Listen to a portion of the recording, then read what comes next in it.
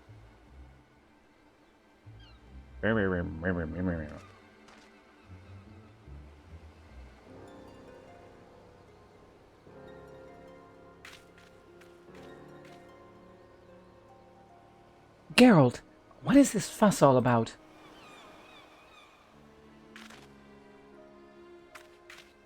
Oh, Miss Krill. Sorry about that. It's this here bastard that's causing the trouble. Edgica, what are you doing here?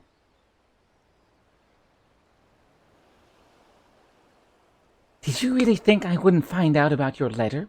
The nerve of you, trying to get a head start on your own. Well, sorry to spoil your plans. Oh, don't be difficult. I had every intention of requesting your assistance if and when I confirm my hypothesis was correct.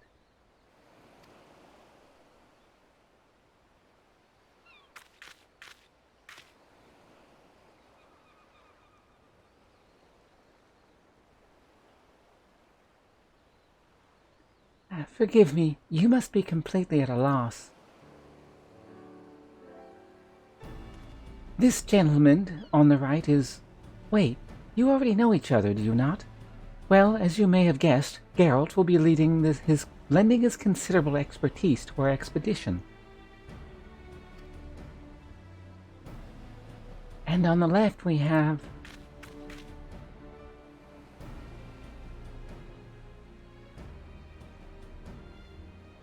What the hell kind of name is that? Edgica Tsunjica, of the students of Baldessian, and you must be the so-called warrior of light. Charmed, I'm sure. I'll thank you not to get underfoot.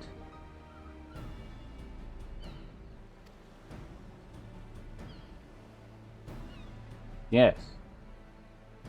Manners, Edgica, if you intend to accompany us on this expedition... Of course I do. If you think I'm about to let a by-the-book traditionalist like you conduct an independent investigation, you've got another thing coming.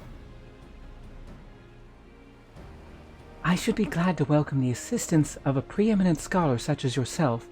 Now, if you would be so kind as to stop badgering poor Geralt and board the ship, we can be underway.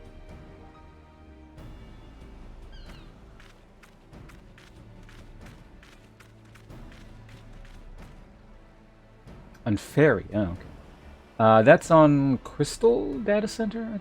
I can't remember. Edgica is one of the few surviving students of Baldessian. While his expertise in aetherology is impressive by any measure, alas, so is his ego. But enough about him. We have an island to explore. If you've no matters left to attend to, speak with Rodney. He will show you aboard. Hi, Rodney.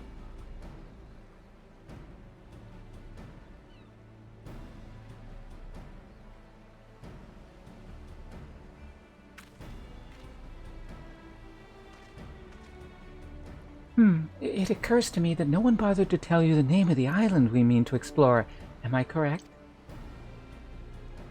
It is a bit grandiose and melodramatic, but we've tentatively named it for a place from Allegan legend, a forbidden land where fearsome weapons were hidden away for safekeeping.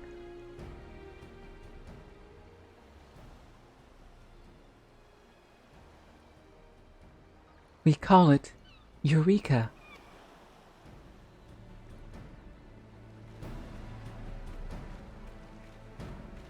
I wonder if Rodney will ever get any, like, dialogue other than, "This way to board the ship, sir."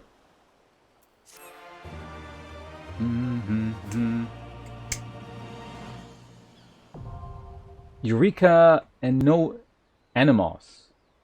You have access to the Forbidden Land, Eureka Animos. Animos can be explored in parties of up to 8 players or solo. To embark on your journey to Animos, speak with Rodney at Pier 1 in Kugane. Please be advised that all excursions into the Forbidden Land, Eureka, are item level synced. For Animos, gear exceeding an item level of 300 will be adjusted. While exploring Animos, you will have the opportunity to create Eureka gear and weapons. If you wish to do so, it would be prudent to acquire level 70 antiquated items in advance. Should you wish to know more about Eureka Animos, we'll go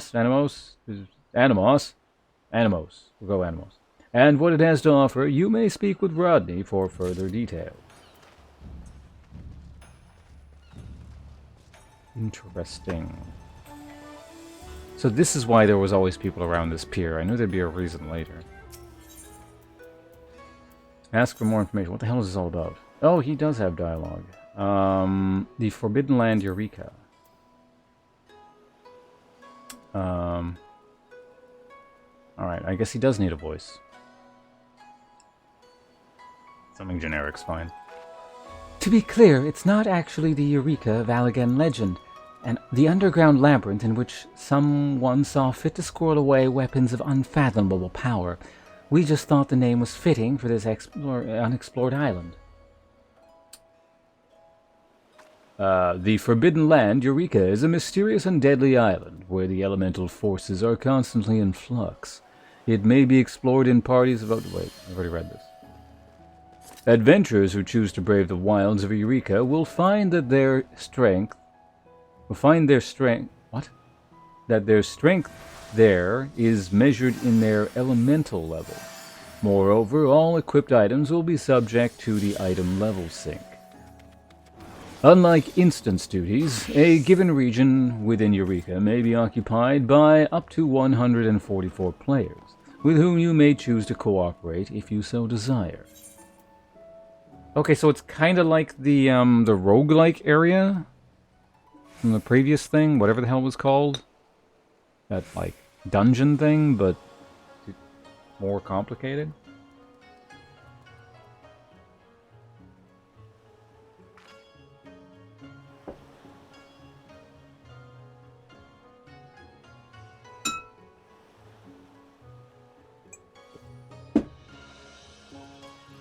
Penalty elemental level, right.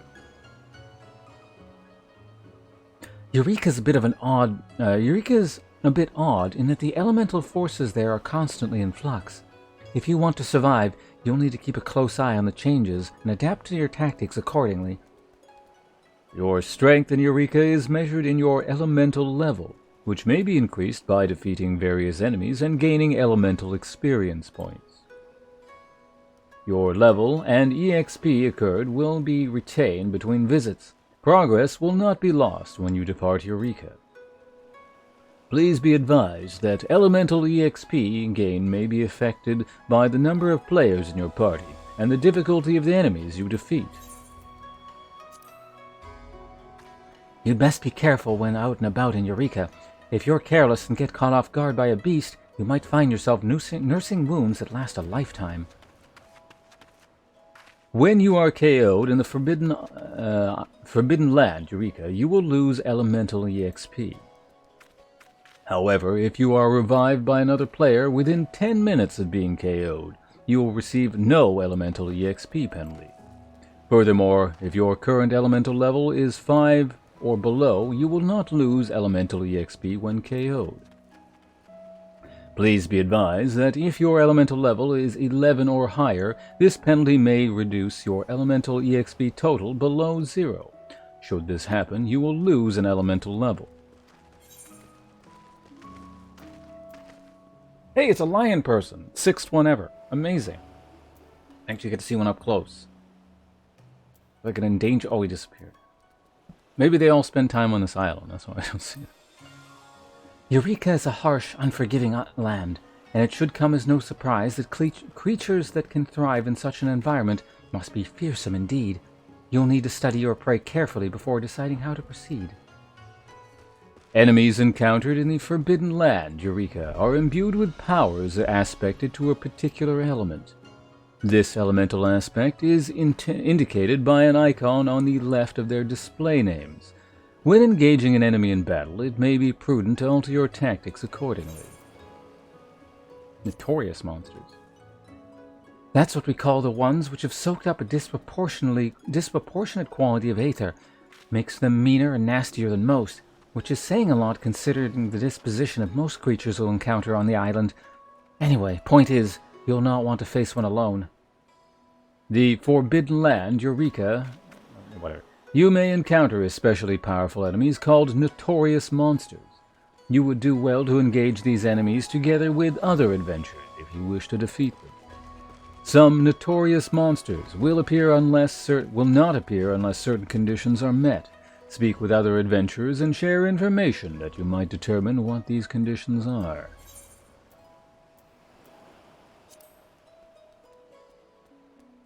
What's in it for me and mine, eh? Well, it so happens that there are very unusual crystals that can be found only in Eureka. Crystals for which the holder of the purse strings have an endless appetite.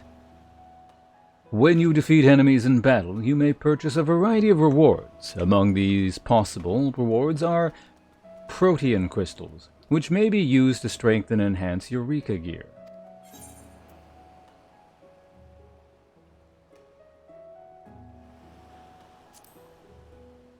Funny little expression, that. I think I've heard some adventurers use it to describe when they get into a rhythm and start slaying beasts left and right. Upon defeating an enemy, you will have a limited window in which you may attempt to defeat another. If successful, you will initiate an EXP chain. Defeating subsequent enemies while an EXP chain is active will earn you additional elemental EXP. You will also have an increased chance to receive rewards, as well as higher quantities of said rewards. Last one. I don't think you need me to tell you that it's dangerous to go it alone. There's safety in numbers. Never mind the fact that you'll be better equipped to take on more powerful foes. Unlike in instance duties, in the Forbidden Land, Eureka, you may form and leave parties with other players at will. You may also use the Adventurer list to seek out players in close and elemental level to form parties and explore Eureka together. It's like petered out at the end. I want to see what it looks like there, I guess. Let's go quickly. I don't think I want to spend too much time here, but who knows?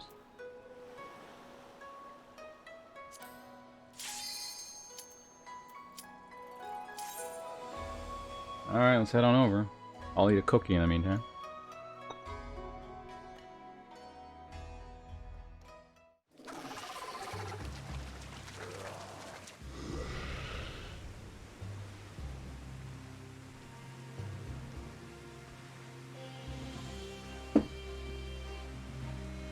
The Forbidden Land, Eureka Animos.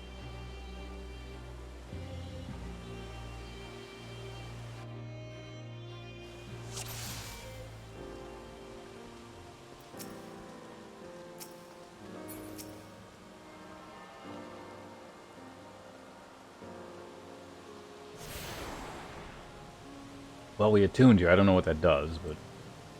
You have attuned yourself to an Aethernet shard and now have access to the region's Aethernet. Additional shards can be found throughout the Forbidden Land, Eureka. Attune to them to facilitate faster travel throughout the island. Interesting. Okay, so what's your shtick? What are you doing here?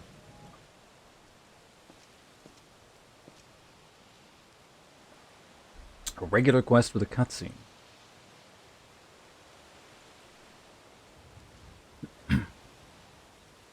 Hold on, cookie in throat.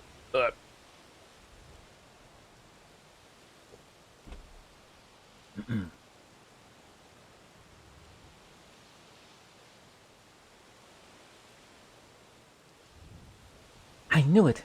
I knew it! From the moment we arrived, despite everything that has happened here, there can be no mistake. I hate to admit it, but you had the right of it. I said I would tell you everything if my suspicions proved true, and so I will. The reason I urged the Scions to approve my participation in this expedition is because this island is the Isle of Baal. The selfsame island that once served as the headquarters of the home of the students of Baldessian, an island that belongs to on the other side of the world that was obliterated by a terrible magic. Bum, bum, bum. I was fortunate to have been elsewhere at the time, but I know you were not so lucky. I don't suppose you have any idea how it could have ended up here in the glass ocean.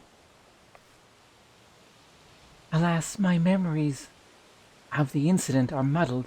All I recall is a voice, that of the star, I suspect, faint and fleeting, but warm. And then I woke on the shore of old Charlayan. How convenient for you, and utterly unhelpful for the rest of us. Would that more than Galif's chosen heir could have received this blessing of light. And where are you off to now, Edgica? To find anyone else that might still be alive. I'll thank you not to follow. I work better alone. Cutting us loose now that you got what you wanted. It'd be better for everyone if we cooperated. I mean, I don't really care what he does. Hopefully that comes with a sarcastic tone.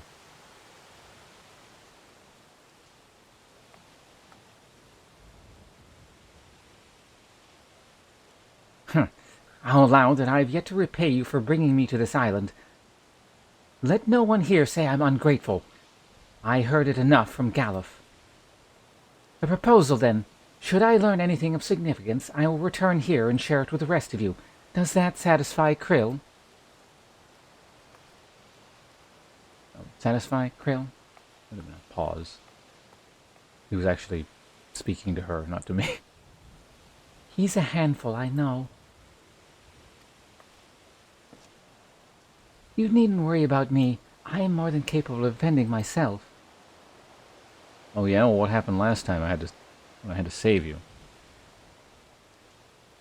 So, we have a mystery on our hands. Somehow, the Isle of Val was transported from one corner of the world to this one. Edgica is right in that our first priority should be to confirm whether or not any of our comrades that were here are still alive. If someone is, then perhaps they would be able to help us understand what happened. I appreciate your help more than you know. But before you can begin in earnest, it is important that you are properly prepared. The stories you heard about the creatures that roam these lands were not exaggerated, and I would not see you struck down due to carelessness. Geralt has been working on something that will be of use to you. Why don't you go and see if it's ready? I have various measurements to take in the meantime. Come and find me if you wish to speak later.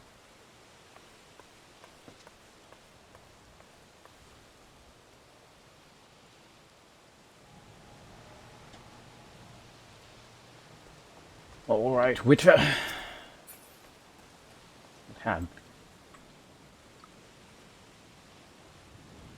Arm of the Father. Oh yeah, that's one of the instances, isn't it?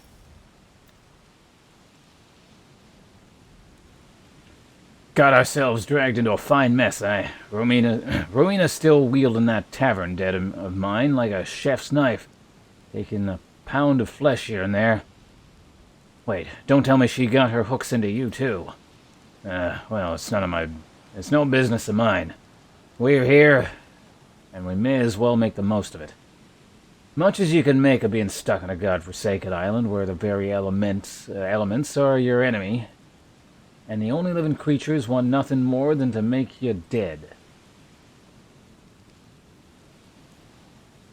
You've probably heard from others about how the beasties here have been bathed in the twisted aether of this place, and are somehow stronger for it. Don't know about all that, but I do know that if you walked out the gates and let... God, this guy's dialogue is so hard to read because all the contractions. I might just start reading it normally. Yeah, fuck it. I'm not gonna have to talk to this guy too often, I hope. Don't know about all that, but I do know that if you walked out the gates and let one of them take a swing at you, you'd feel it in more ways than one. Aye, not only can they rend flesh and break bones, but they can also disrupt your very aether. So if you're intending to go toe-to-toe with one, you'll need a way to improve your abilities to endure said beastie's attacks. Rather, your ability to defend against attacks of a given elemental aspect. Goes without saying, the same principle applies if you're to want to hit the beasties back harder, yeah? Any road, to that end, Krill and I have been working on a solution. A magic contraption you can use to manipulate your elemental affinities and fight more effectively in Eureka. We call it a magia board. Might take some getting used to, but I'm sure a clever lad like you'll manage. But the board alone's not enough, I should say. You'll need these crystals, or what are they called? Magicite, that was it. Type of crystal found here in Eureka. Pure as driven snow, or so I'm told. Lucky for you, I've got one to spare, brought back by a survivor of the first expedition. Go on and take it, along with the board. Reckon you'll find more while you're out and about, so I designed it to take up to 5 in a given configuration. To affix or remove magicite, you'll need to avail yourself of that there magia meddler. Shouldn't be too hard, but if you've got questions, direct them to the expedition engineer over yonder. Okay.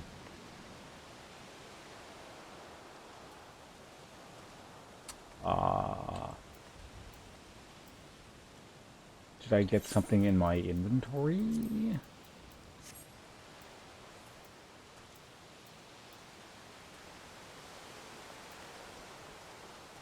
Expedition lockpick. You're the dab hand they summoned, I'm afraid I can't help you at present. Still getting my own things in order.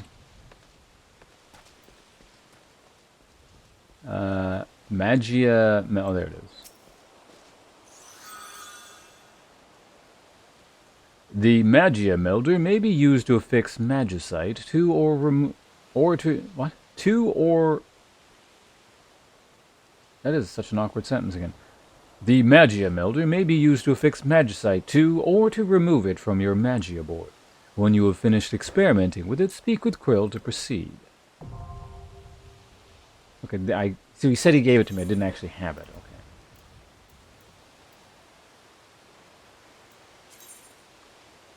You've obtained your very own Magia board. In Eureka, each creature is aspected to a certain element, giving them a distinct advantage in battle. You will need to make a judicious use of both Magia board and Magicite to overcome your foes.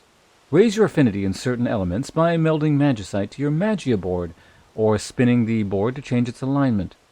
A Magia board properly configured to an enemy's ethereal tilt can enhance both offensive and defensive capabilities. Speaking to the expedition engineer, speaking for further guidance, okay?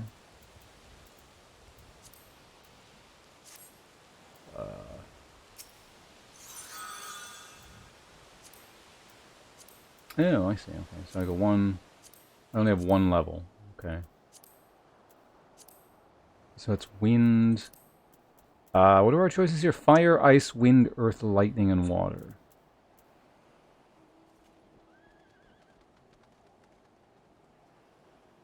What's the most Dark Knight of elements? Fire? Ice? That's like Death Knight. Yeah, ice. Let's do it. There we go. 1 point in dice.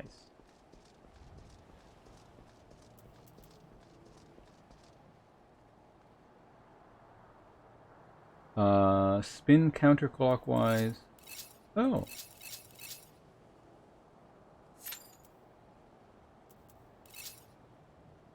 Wait, what?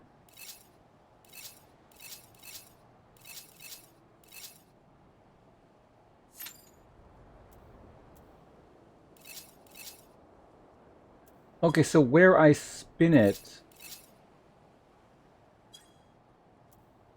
with the level, that's weird.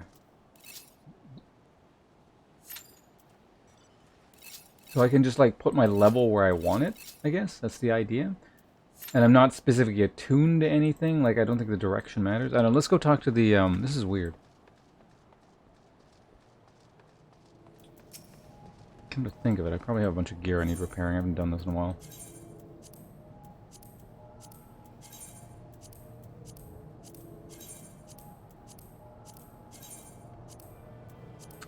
Yeah, it's all the damage stuff from the Shinryu fight. because I've changed gear since then. Okay, oh, there you are, Expedition Engineer. How does this shit work? It seems sort of neat. Okay. But are you a human? Are you an elf? I can't. He's a human. Okay. In need of information about this or that? Pray do not hesitate to ask. This island offers many unique challenges, and it would behoove you to approach them in a logical and reasoned fashion. Island's unique challenges. Oh god, there's so much. Oh wait, that's the same thing. Magia board. Basic use of the Magia board, okay. The Magia board is simple.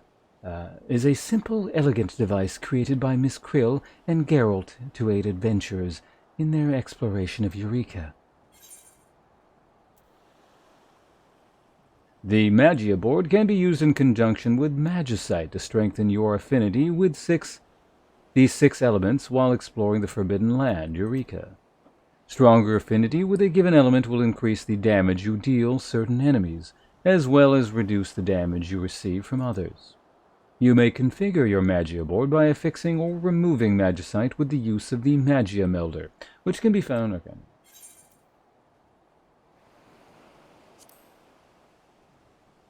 Miss Krill and Geralt wisely understood that no amount of preparation could account for the realities one faces in the field. To that end, they designed the Magia board so that the user could make minor adjustments without the aid of the Magia Melder when necessary.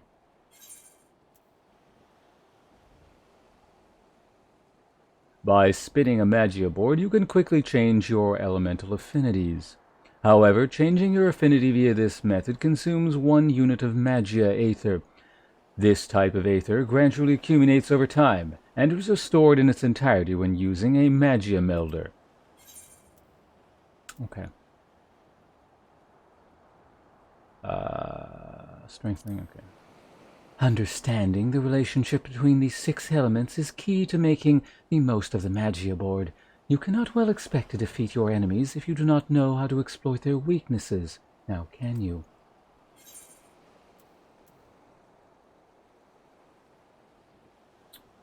The 6 elements are best understood as 2 balanced sets. Fire is strong versus ice, ice versus wind, and wind versus fire.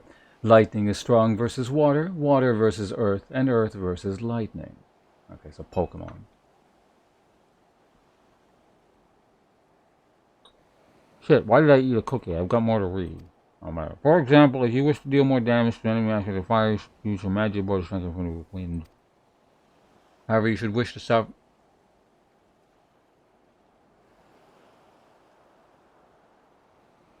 Okay. Should you wish to suffer less damage when attacked by the same enemy, you should use your Magia board to strengthen your affinity to its aspect. Defend fire with fire. Okay. Ways of understanding. The affinities will strengthen your attacks or your defense are indicated on your Magia board when targeting an enemy. Alright.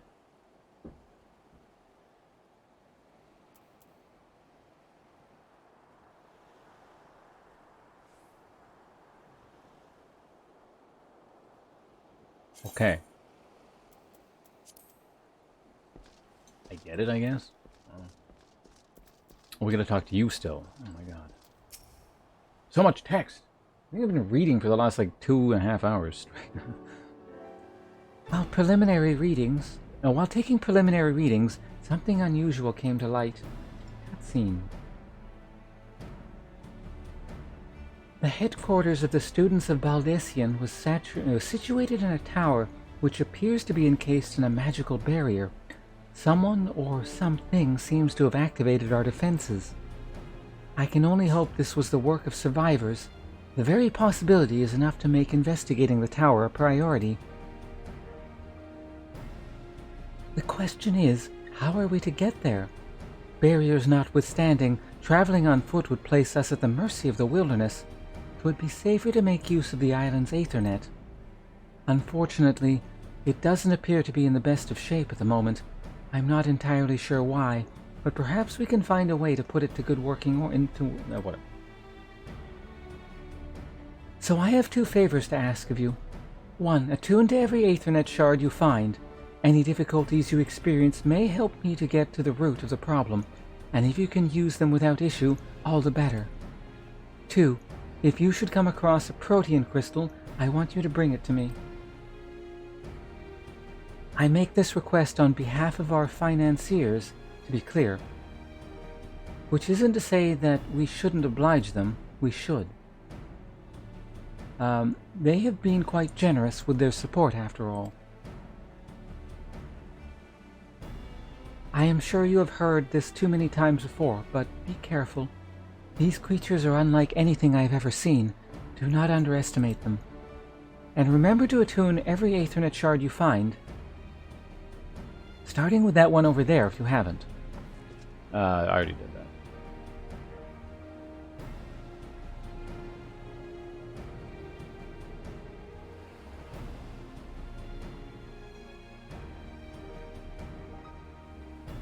You may now purchase items only available for use in the Forbidden Land. Eureka from the Expedition Provisioner. Yeah, this definitely seems like a souped up version of that roguelike thing from before.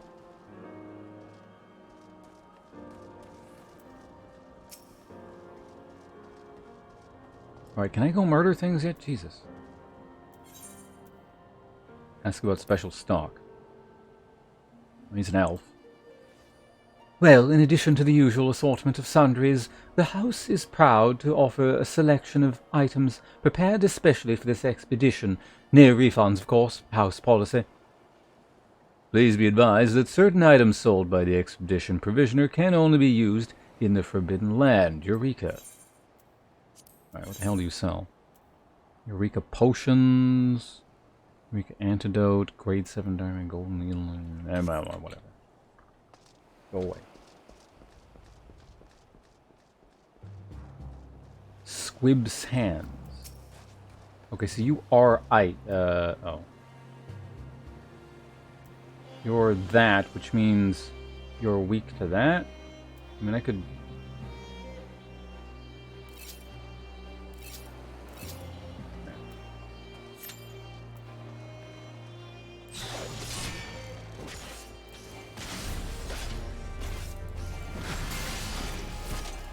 See.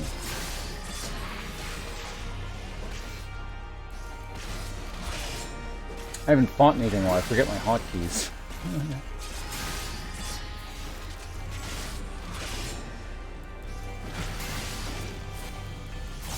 Sparkly attack. Okay, so what did... So there's my elemental EXP there, I see it. Okay.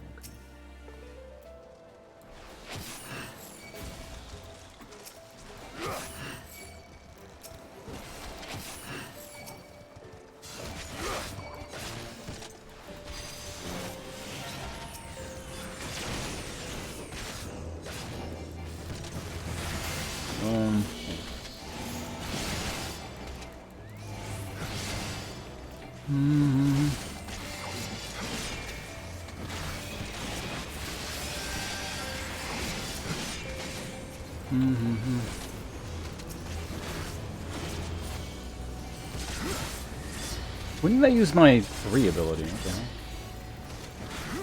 Oh, I see the problem. I'm not getting my thing. There we go.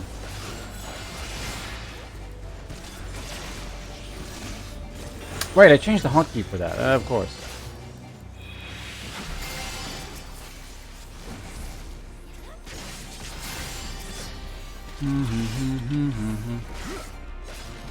Did we all just like split EXP for that? How does this actually work since this person is also attacking shit? Well, it died. Wait, did I get a level? Where is my elemental EXP? Or whatever.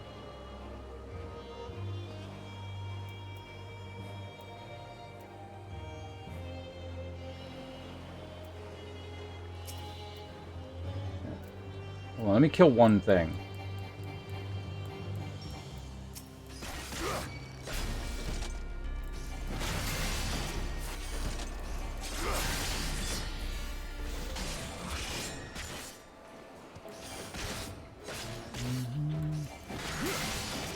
I am on the right element. I think I am.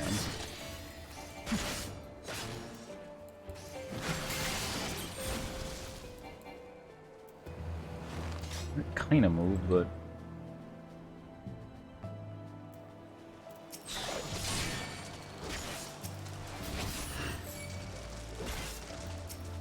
Let's just fight 2. Oh yeah, so if I don't kill them quickly enough, I lose my chain. Okay, this guy's got to go down in like 10 seconds. Can I do it? Okay, I got him. Good. There we go. Wait, the chain went away? Maybe it's this circle here. That might be it, actually.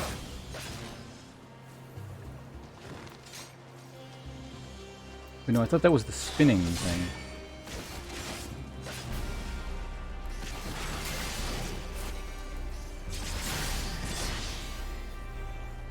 But this thing, I leveled without that. Maxing out. Unless it lagged or something.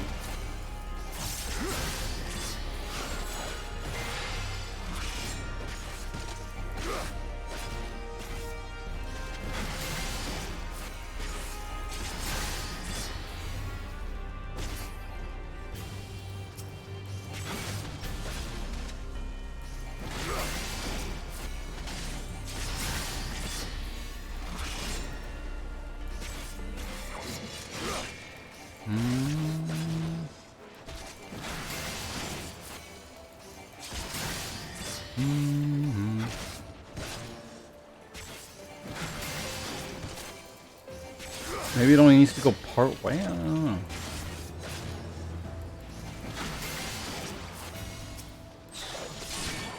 See, there's the chain thing again.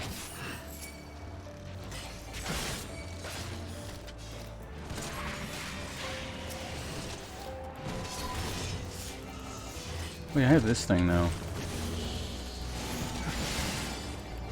Go ahead and do this.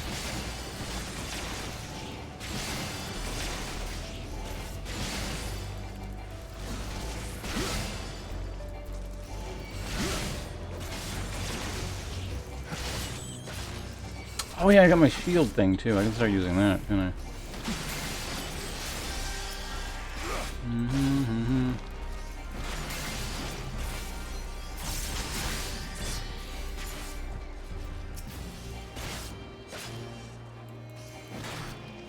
Okay, I'm up to 2 chain now, whatever the fuck that is.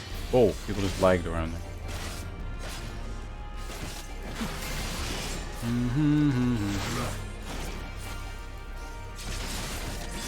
Alright, that's shift 4 now. Gotta use that like that. There we go. So many hotkey changes I've done.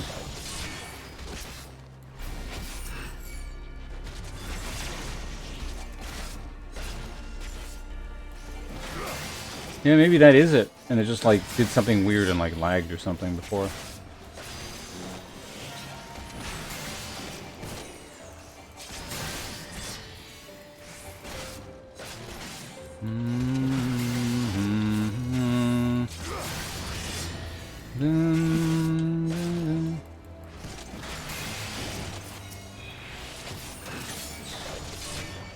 Protean crystal. Cool.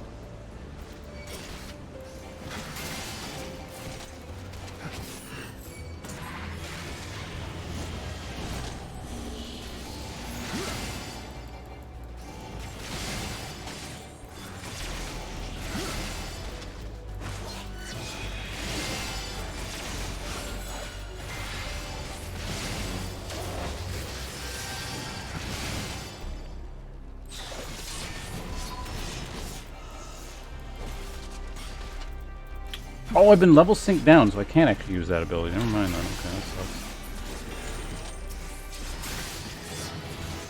I got a 4 chain.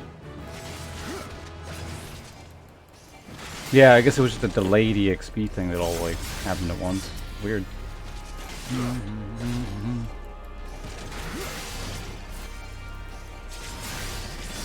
Thought I used that ability. Whatever.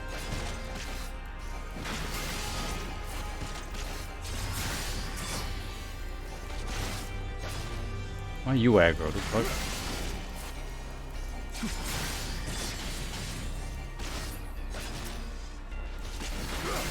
I need to find higher level mobs now, maybe?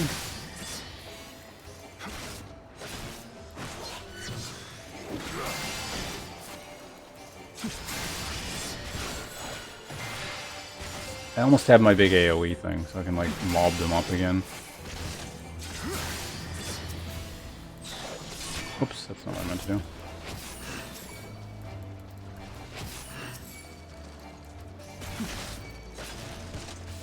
Oh man, this sucks. My chain's gonna end.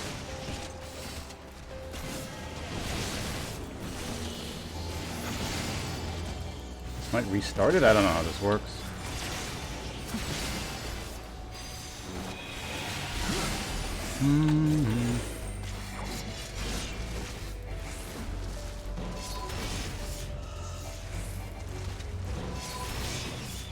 And there we go. Go ahead and use that.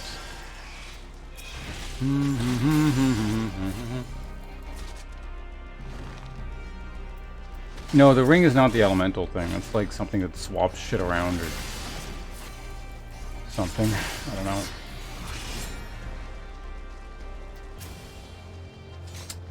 Okay, well that's that. We gained a level here.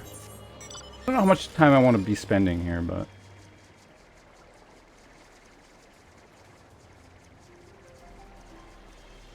Oh, there's like group quest stuff.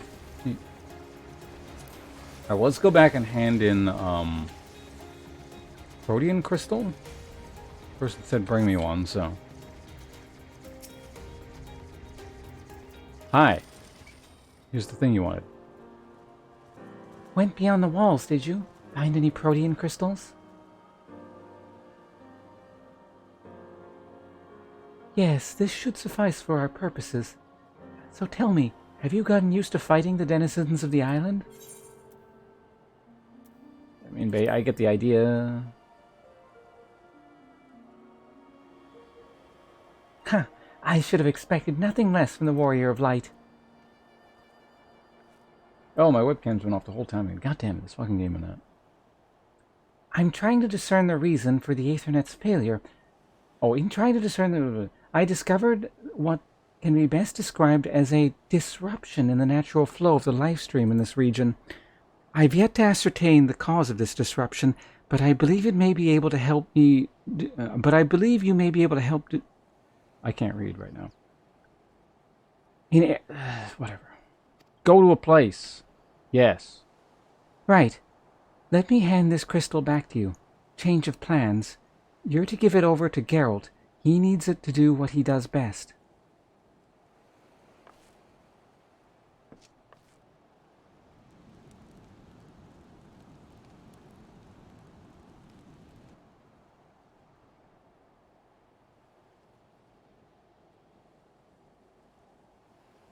Level 70 antiquated gear and weapons may be enhanced by Geralt should you possess sufficient protean crystals. Lockboxes obtained in the Forbidden Land Eureka can be opened by expedition lockpicks in the base camp or by Brigonita? You know, whatever. You may continue to blah blah blah. Well, what do you want now? Good news, Ponce. I believe I've discerned the reason why we were having trouble utilizing the island's Aethernet.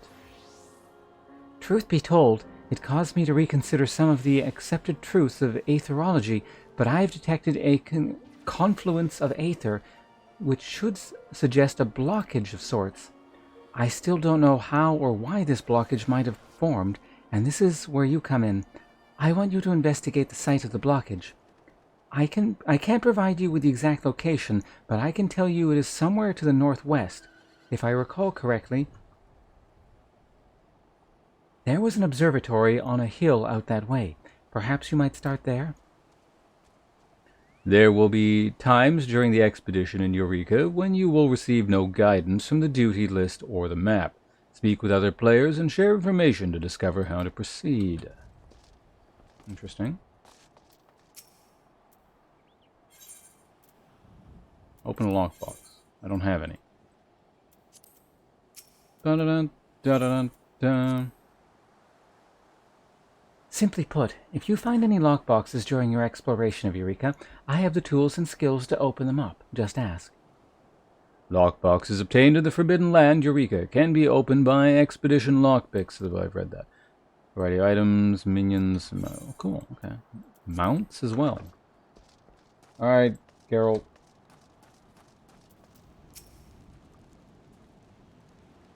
Do a thing. Settled in, are ya? Good for you. I'd like nothing more than to board the first boat back to Eorzea, but no use pining for liberation. What ain't about to come, and my lines are really annoying to read still. This debt of mine will keep me shackled to this place for the foreseeable future, I reckon. Any road, you got that protean crystal I've been waiting for? Good. Aye, this'll do.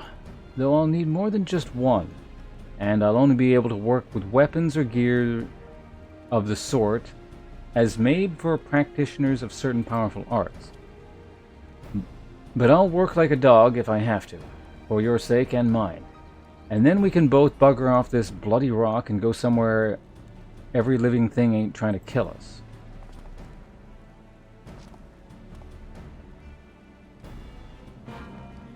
Eureka gear and weapons. New challenge awaits.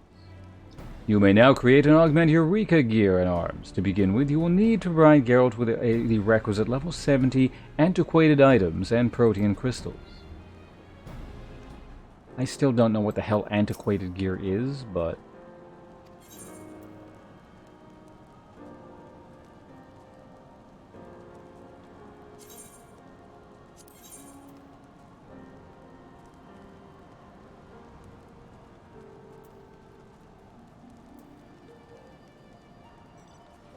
Oh, no, yeah, this I have this. This is my quest thing. And if I get 100 protean crystals, I can turn it into that. And it, like, does that look the same? It looks literally the same. What the hell is the point of this upgrade? Oh, wait, no, there we go. Oh, you can keep upgrading it. There we go. And I can upgrade all my gear, which is worse than the other gear I have. Or I can just buy. Because it goes up to +2. Does the +2 at least look any different? No, it doesn't. And when you get up to plus... Wait, what? At least when you get up to this level, it's kind of close to the poetic gear. Exchange Animos crystals. I don't have any. Learn about Eureka weapons. Create or augment. Okay, what's this then? This is just literally the same thing.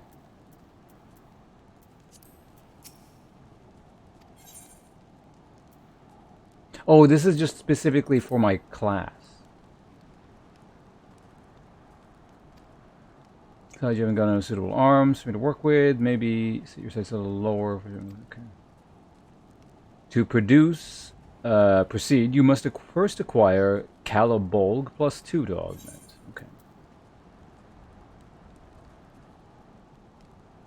I wonder how quickly you actually acquire crystals out and about in the world.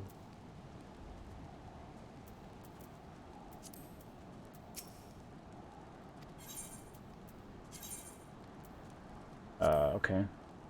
I'm just going to read quickly. This doesn't matter. Hey, what's there to ask? If you want to start fighting a chance against the beast of the rock, you'll need to strengthen your arms and armor. Geralt can create Eureka gear and weapons. You provide him with antiquated items and protean crystals. You can also augment his creations further with his protean crystals. If you do not possess levels of antiquated gear or weapons, you may purchase them from a Calamity salvage located in the... let's see this. You'll go put in the cart before the chocobo. If you want something that bleeding powerful, you need to do something bleeding powerful, and protein crystals, and blah, blah, blah. You put something together, protein crystals, speak with the other players, and share a mission, discover the process, proceed.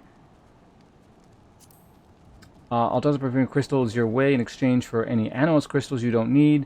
How many? Well, that's for me to decide, and I'll give a good look at blah, blah, blah, blah, blah.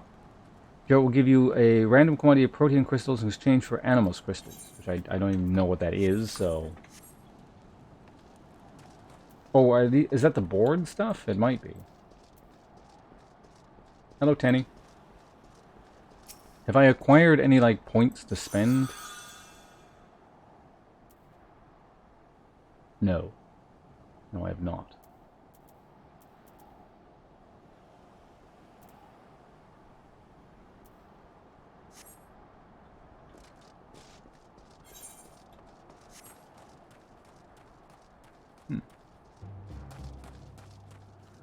Heartbreak Holt. So I imagine this is supposed to be like a massive grind fest.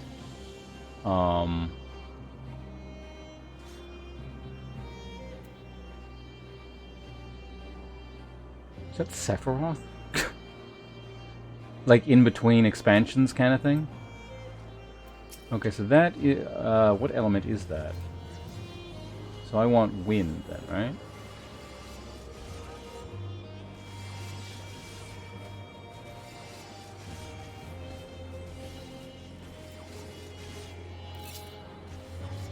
That's not what I meant to do, but let's try the defensive option.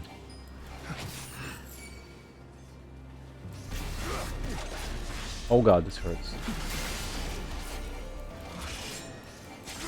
I don't think I'm killing this one. Oh dear god, let's get the fuck out of here.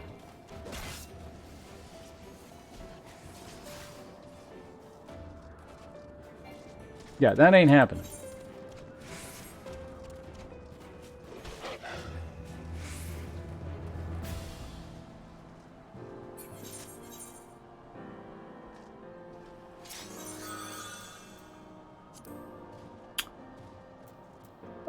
Anyway, let's go ahead and get my thing back to... What did I want it on again?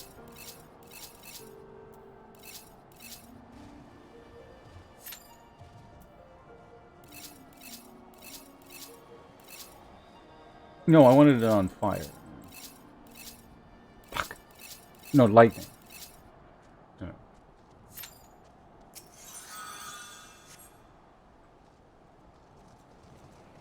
Alright, off we go. Let's head, let's see what's over here.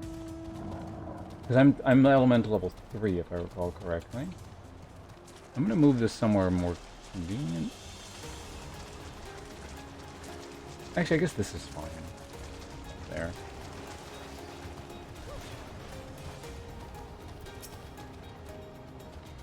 Here's all the level 3 and 4 stuff. Okay.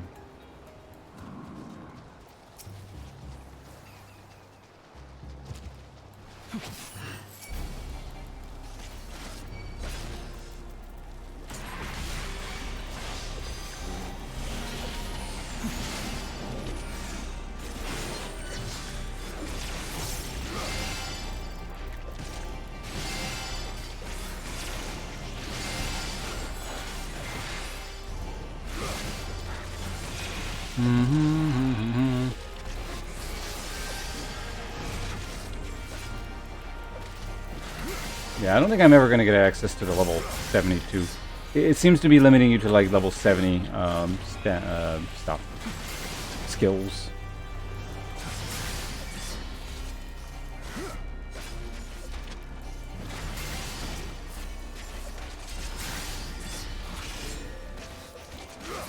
I don't know. I'm just trying to figure out how much I want to do here. Might be fun to do later, but not now. Let's get like maybe one more level, then I'll know.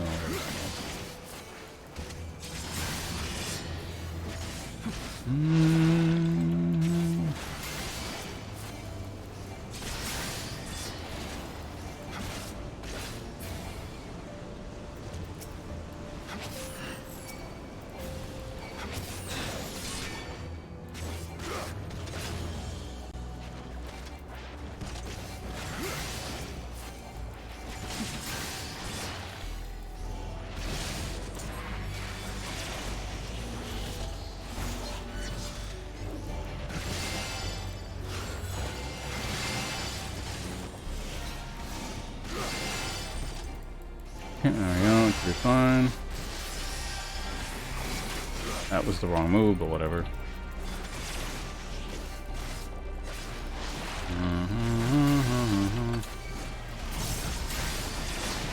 Grab that. Gotta use my tankiness for something. I got a... How many protein crystals? Just the one? Because one is like a pathetic amount. I need like lots.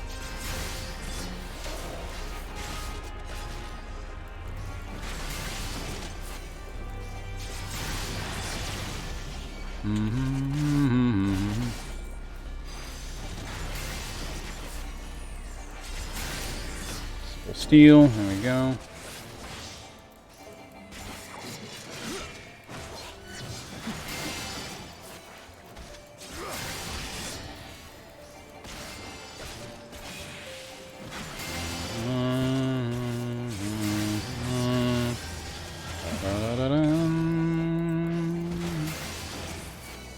I think we're still in that.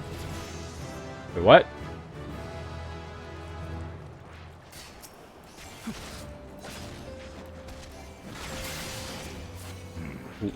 Thanks, bunches.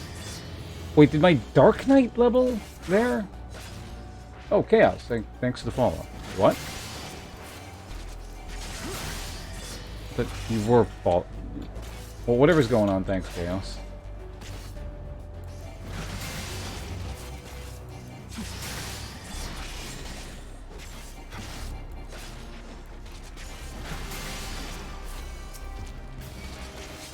Because that's the other thing, too. I don't, like, overly level a character and just have, like, my Dark Knight over-leveled.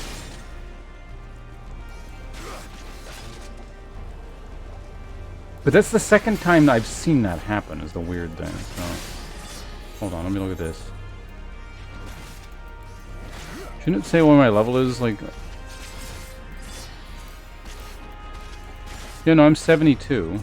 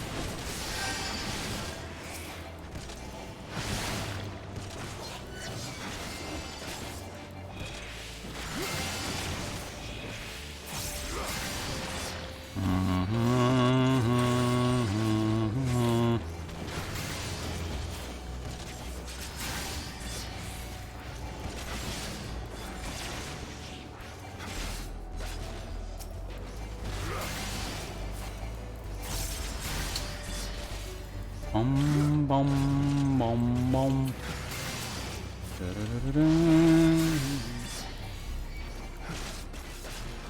Oh, confused as in like the follow thing, or?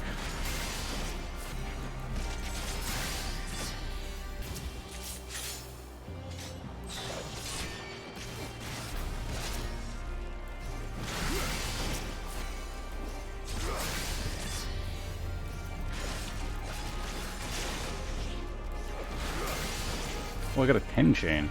Seems impressive.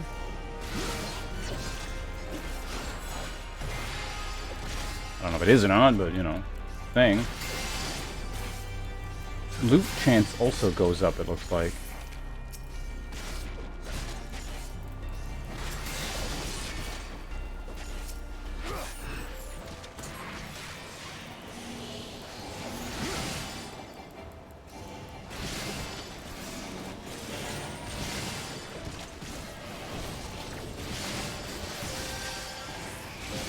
Of AoE. Okay, we just used up all the stuff. There we go.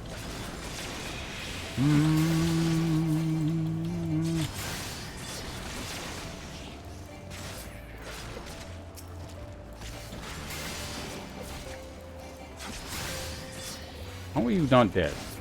Thank you.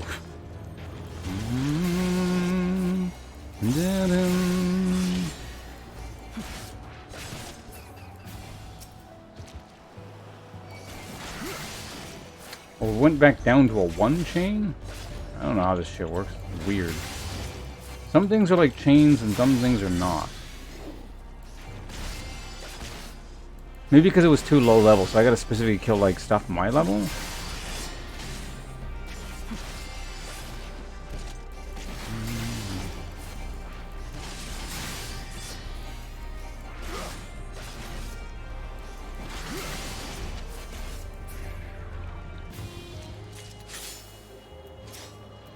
Looks like that's the case, actually, yeah.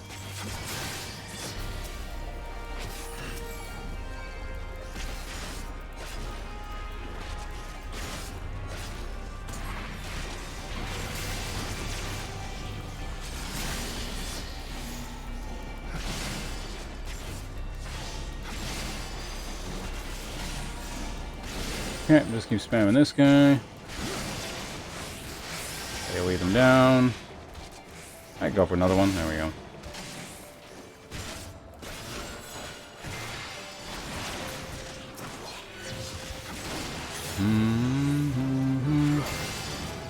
Okay, so now we're level 5. I got another protein crystal. Melting these things now because they're too low level.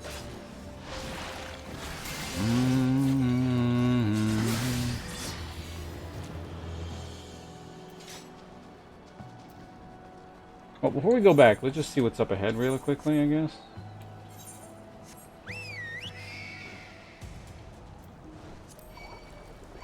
What?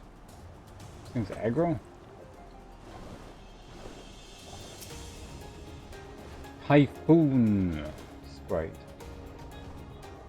Scrap. Go away. The scrap leeches are level 5.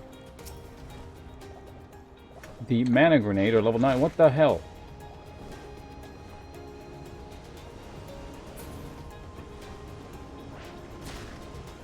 The mobs on this area just have like a bigger aggro range or something. It's weird.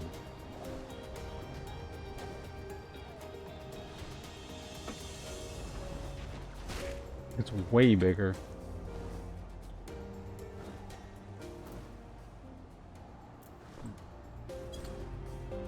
Oh well, regardless what's going on, let's go back.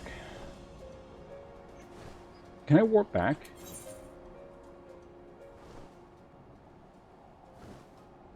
No, so I can't. I mean, maybe I can. Well, let's see if I can just make it to there.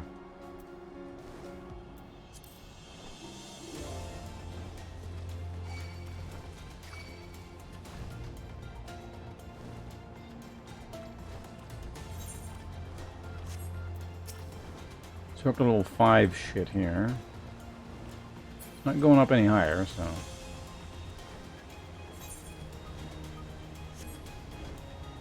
That's level 6 stuff.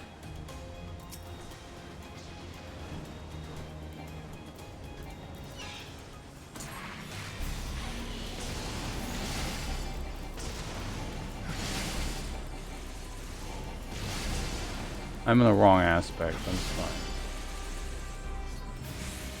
I don't think I got anything for that, but anyway.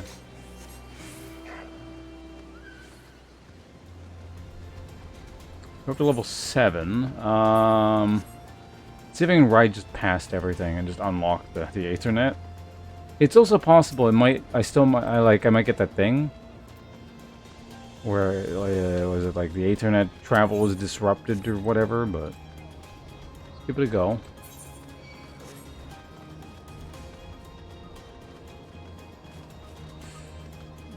Can I get up there? Possibly not. I might need, to get upstairs somehow. Oh, God.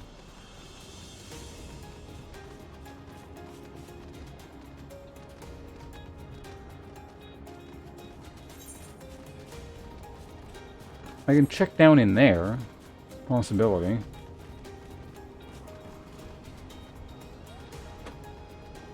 The hell is this?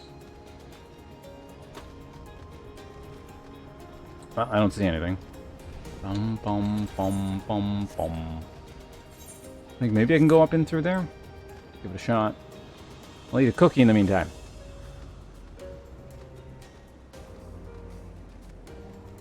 See, Bishop.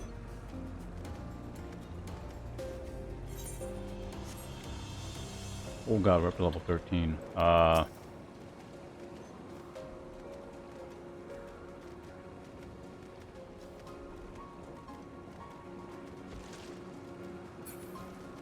Alright, managed to Metal Gear our way through that.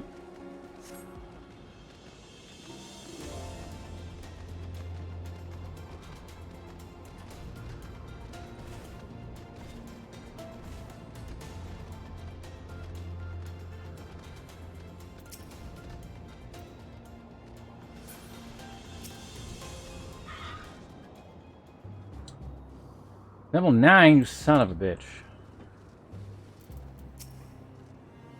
Well, we're here for no reason. I guess we're going back and try not to die on the way.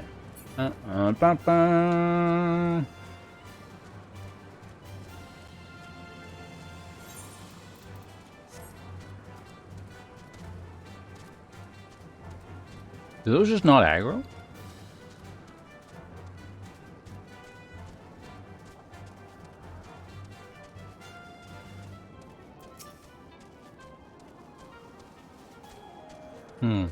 Was it level 5? I wonder if I could take on like level 7 stuff.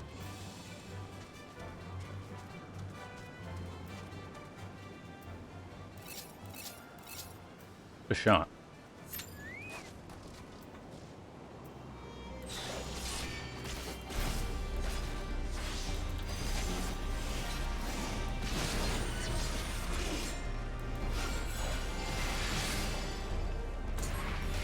Oh yeah, I can take this, no problem.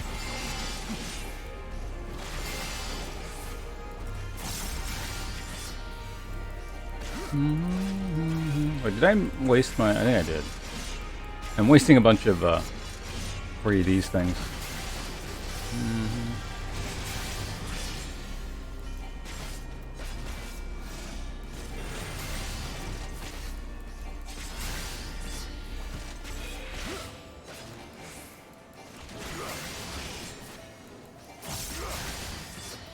I think it isn't even busting through my shield.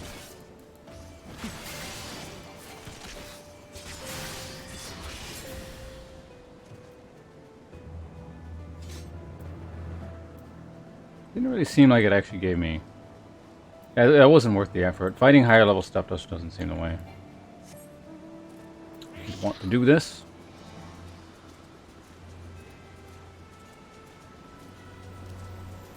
Just want to, yeah, stick to level 5 stuff. Which is like the leeches and things. But I think we're good with this area for now. I get it.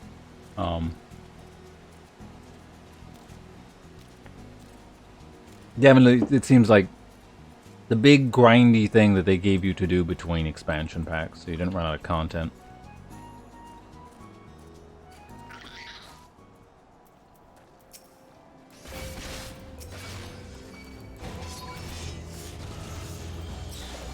What the fuck? Go for that one.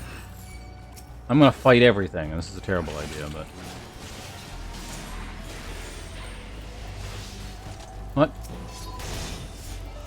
What are you doing?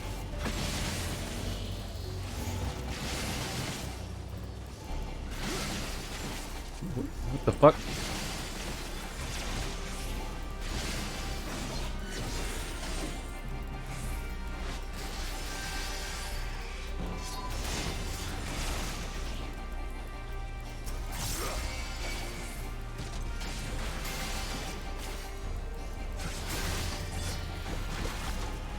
I don't know what happened there, but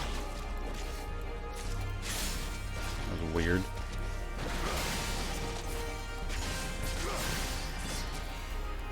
Did he like come along later and then somehow aggro everything?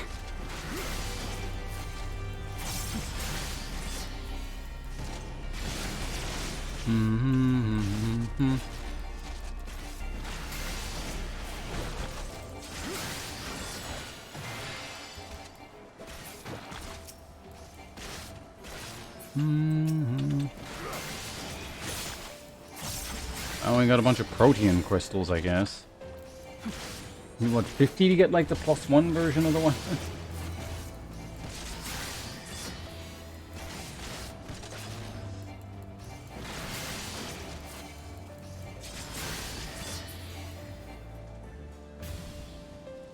Oh, I'm on the wrong element too. Not that it really seems to have mattered. Hold on.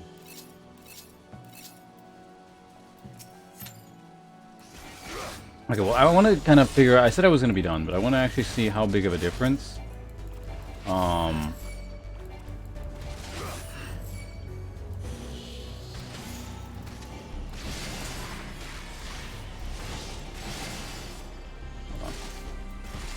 God, this is so confusing with all my new abilities.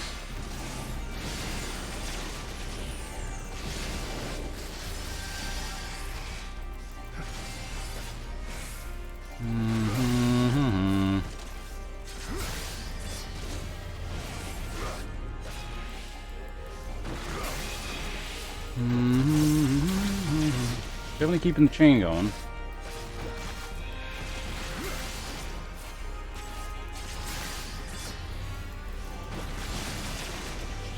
Yeah, we all that crap down.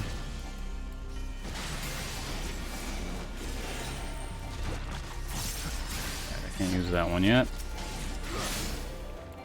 Crystal, take it.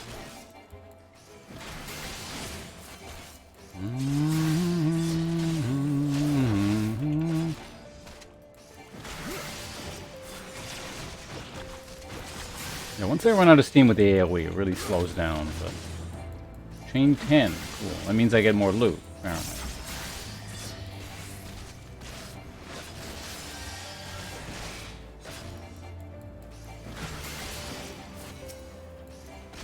Chain 11.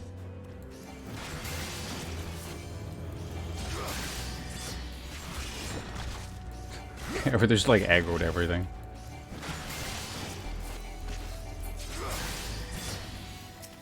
Okay.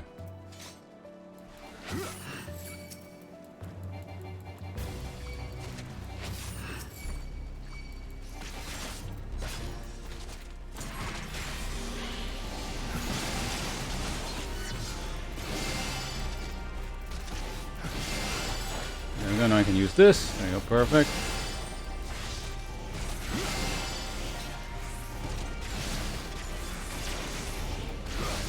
More of those, nice. Now we're back to the single target crap. AoE them all down. Get my shield up. Oops, wrong button. Not gonna get quite as much AoE damage because I pressed that. There we go. Car reset there. I want to go, but it also seems like a waste to, like, not use this chain I have going.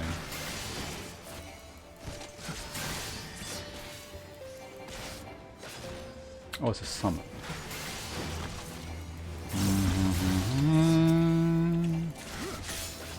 The protein crystal, okay.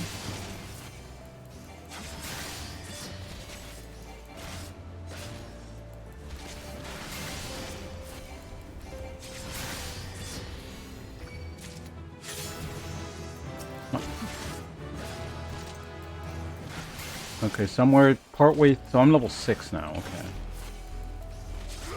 Which means that won't actually keep the chain going. Level 6 is aspect into what? What is that? I need to get aspect into...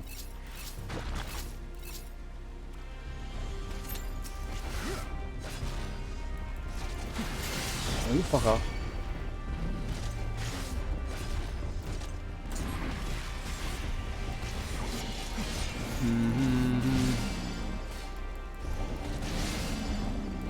I don't... Yeah, you know what? I'm not gonna level to 7. Let's fuck this.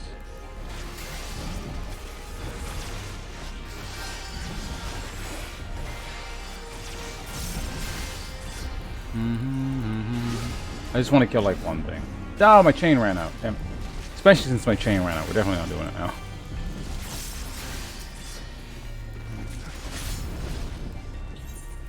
For 12. Now step foot in here. I don't know why that would make me feel better. But oh, we'll do this some other day. This is like old school MMO mega grind fest content, so.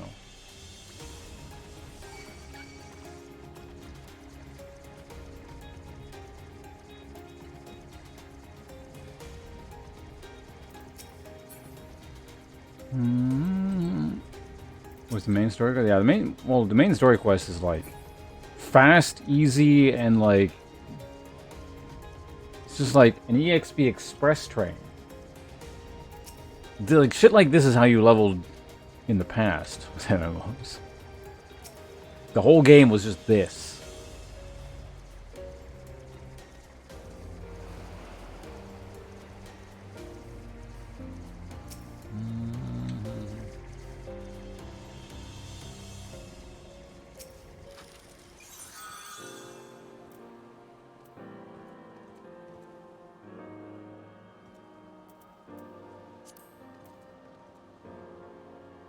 I guess I gotta, like, find that stuff or something. Alright, check out that song really quickly here. Does it actually say my... Yeah, that's fine. There's not... Can you do anything with 12 protein crystals, out of curiosity? Oh my god, you need 100 for that shit? Jesus Christ.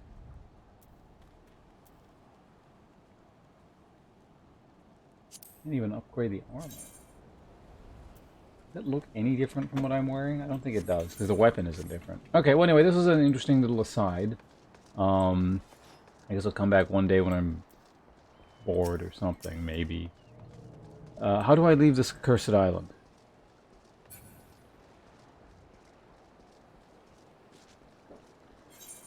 I don't know if I'm, like, really going to want to do it, though. We'll see. I think this is pretty low down on the list of, things I want to complete.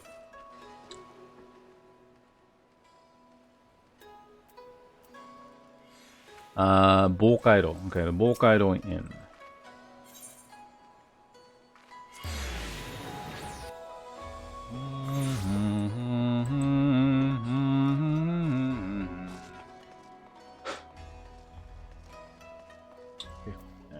I'd probably put it more at, like, somewhere around the 300 range. The new king on the block. Who the hell are you? RT Hunter. This hunter's unbridled enthusiasm can mean only one thing. The hunt is on. Hunt shit, is it?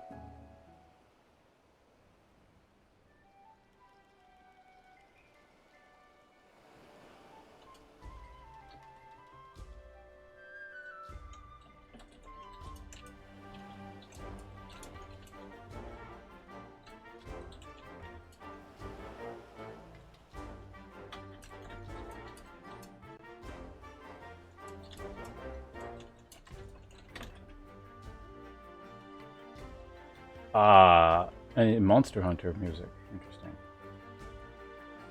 Who the hell are you? Well, well, if it's not my old rival, Ponce is not a dark elf. Come at last to learn from a true hunter of elite marks, have you? Forgive me if I seem overly presumptuous. Being the renowned hunter that you are, I've always considered you to be a rival of sorts. A little healthy competition goes a long way to keep one's skills sharp, you know.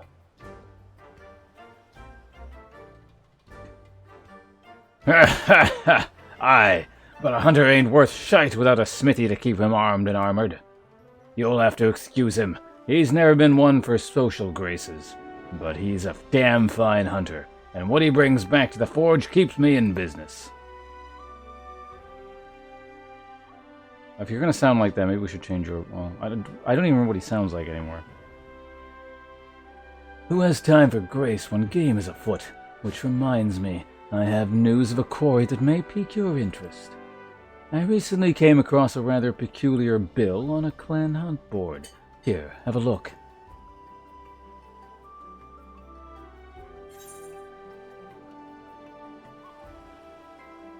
Rathalos?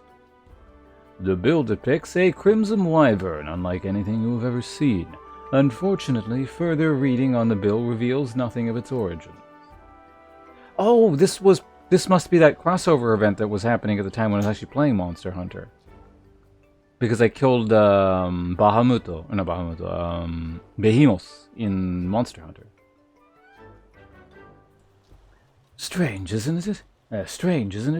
Not only is the drawing unabashedly crude, the bill itself lacks the formality expected of anything approved by the Centurio clan. Still, a bounty is a bounty. Before setting out, though, I thought it wise to first confirm the details of the request, and therein lies the rub. The clansmen weren't even aware this bill had been posted, likely the escapades of some mischievous youth, they said. But if this beast truly is out there somewhere, what manner of hunter would I be if I didn't go out and find it? And from what I've been told, you're never one to back down from a chance at adventure. So how about it? Will you take up the hunt? Sure, why not?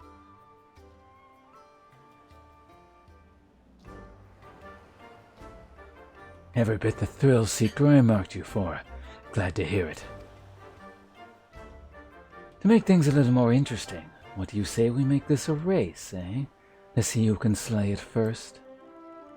I'll give you a hint to get you on your way. The beast we're after is Rathalos, King of the Skies, they call it. From what I've gathered, it was last spotted somewhere around the Azim steppe. You'd like to learn more if you speak with the locals at Reunion. As for me, I still need to prepare before I can head out, so consider this a head start. Good luck, Ponce, and may the best hunter win.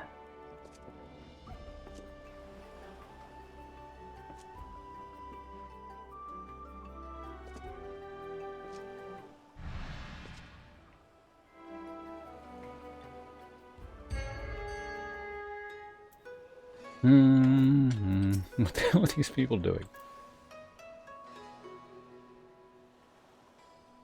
Gonna get caught up with you guys.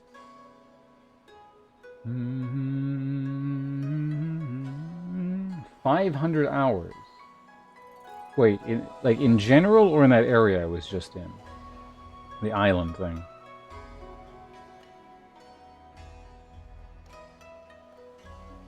You're homeless? What? What the head? Oh, something happened. Hey!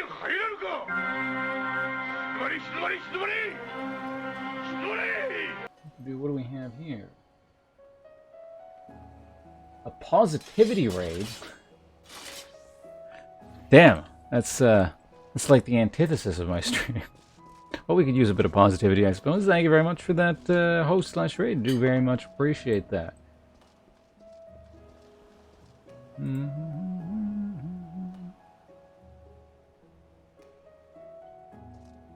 Yeah, hi there. How are things going on your end? What were you up to with your stream?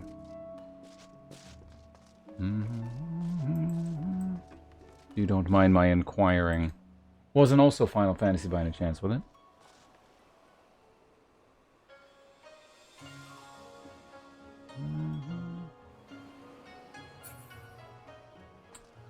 Playing Plat and TFT. Oh. Well, I'm going to keep things positive then. I hope you had fun. No, I know, TFT's not that bad. I haven't played in a long time. I think the last time I actively played it really was like Season 1. I think I played a bit of Season 3. But,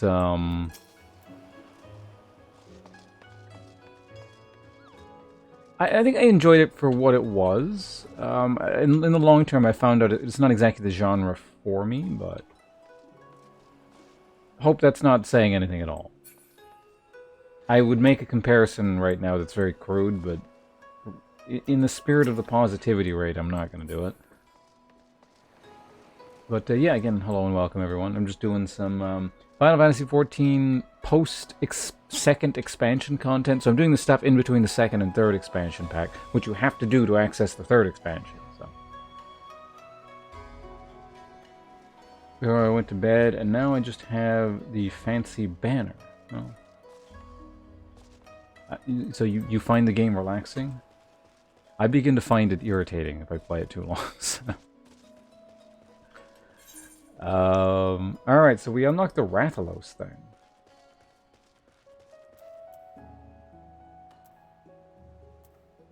Where is that? Gather... It's not... Oh, I have too many quests listed. Okay, so we're still in this town. This is the only other thing we have to do in this city. So let's maybe go ahead and talk to the Shinsengumi up here.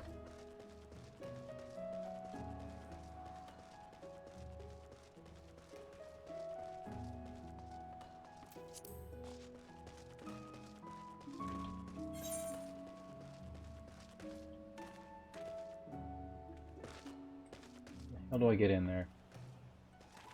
Oh, I gotta go down? Okay. Oh, right. Supposed to go by the sewers or something.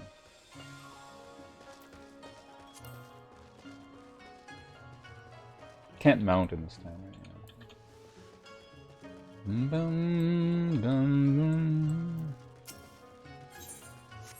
now. Down here? Yep. What? Won't let me jump down. The game gives you what you want for some reason.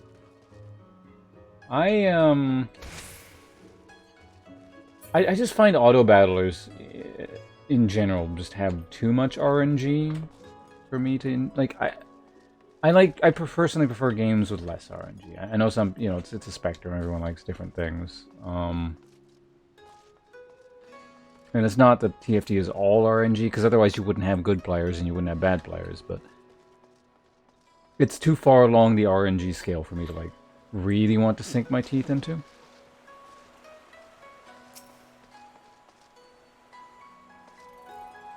Jupiter Hell? Jupiter Hell's a roguelike.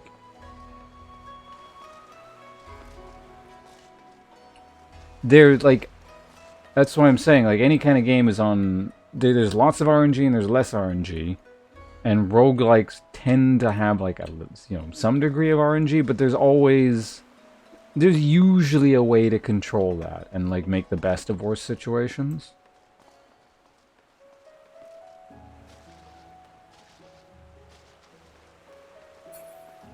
So typically roguelikes tend to be within the realm of RNG, I personally find, so.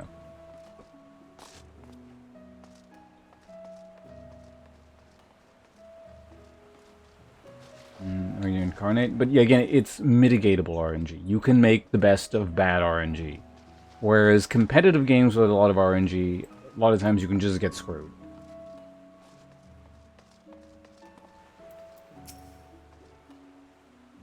Yeah, hope you stream goes one. Well, yeah, what time is it? How long have I been streaming? Yeah. No, I guess I got a little bit more time on me here. So again, do appreciate the host/raid. And I hope you enjoy your food. I'll try not to bore your folks to death in the meantime. CCG depends on the CCG. Who is this? Oh. You are sent by the East Alderan Trading Company. Then there is still a chance. Permit me to appraise you of the situation. The castle is currently held by a group of criminals under the leadership of a merchant named Kageyama. I believe he demands to close off our borders, as ludicrous as this seems. Our vain attempt to eliminate what he sees as a threat from foreign business. If it were only him and his cohorts, I am quite confident my men could easily rout them on their own. But the problem, however, is his bodyguard. Our informants tell us he is a swordsman of great renown in the Higan underworld. He demands exorbitant sums of money, defending his client with seemingly inhuman displays of strength and skill, commensurate with the price he is paid. Your task will be to contend with Kageyama in his hired blade in the heart of the castle. With all eyes focused on you, they will fail to notice my men's intrusion to rescue the hostage. It shames me to ask this of the civilian, but if we are to save those people, I can see no other way. Is this like a regular instance? What is this one? Yeah, regular instance. Okay. Well, we unlocked it. We'll do that at some point. Well, let's read what it's about, actually.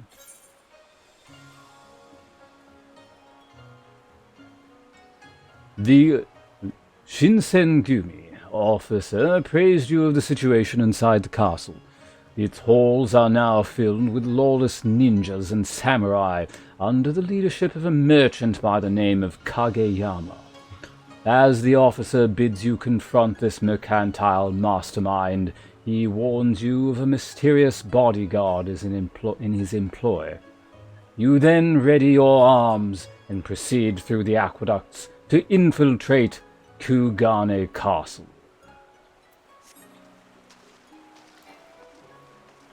Alright, so we got all those. How's the journal looking? So we still have 6 slots, which is good because I need to go all the way back over here and unlock the remaining quests in the Reach, I do believe. Yes? I think there's a whole bunch. Wow. Yeah, we gotta make this cheaper. I don't want to pay $1,000. So yeah, CCGs. For example, like, Hearthstone, at least it was. I don't know about now. I imagine it probably still is very, like, it's considered fairly RNG-tastic for a trading card game, a competitive card game. So, I mean, that would be a bit much for me, but yeah, basically things with less RNG, the better, but I don't know. The thing I enjoy about the competitive card games is usually the deck building more than the actual act of playing it, so kind of relative.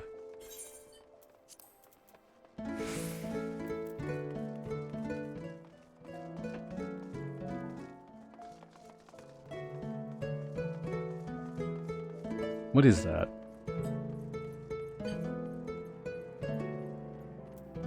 Sounds vaguely familiar, but it's also kind of generic, so.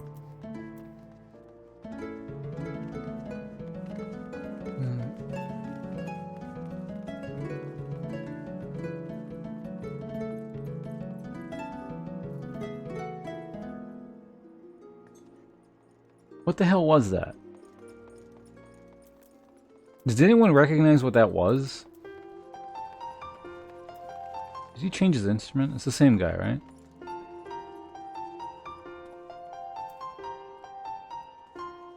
This I don't recognize.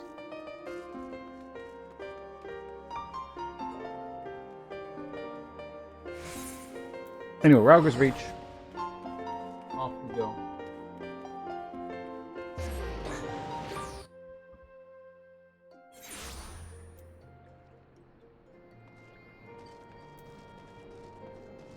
Why are there so many quests here? Your reputation precedes you. If the wide-eyed look in the stranger is favoring you was any indication. Okay. Ponce is not a dark elf, hero of the Resistance. Greetings and well met. I wish to thank you for your countless deeds in service to our cause, and share with you an opportunity which I believe may be of interest to you. Musician, I'll pass on that. I think that's lower on the list than doing that grindy area. There is a great and wise man, a veteran of countless battles, who awaits you outside Rauger's Reach. Go to him and he will unfold all. Okay. It's right there. Alright. Hold on. Wedge, what do you want? Where's the expression of a man at his wit's end?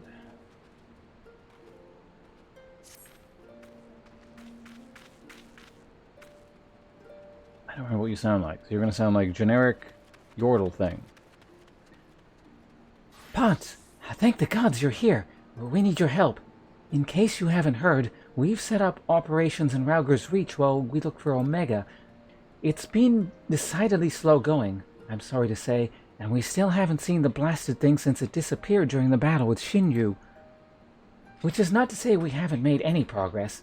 We know now that Shinryu ended up in the Imperial's hands, and that it was shackled with some very distinctive-looking bindings when they found it. Obviously, only you know what could have done something like that, and the fact that the restraints were still functional suggests it didn't shut down when the chief instructed it to either. Anyway, we were getting close to identifying Omega's whereabouts when we encountered what you might call a problem. Mayhaps it would be best if you came to the workshop and saw for yourself. Okay.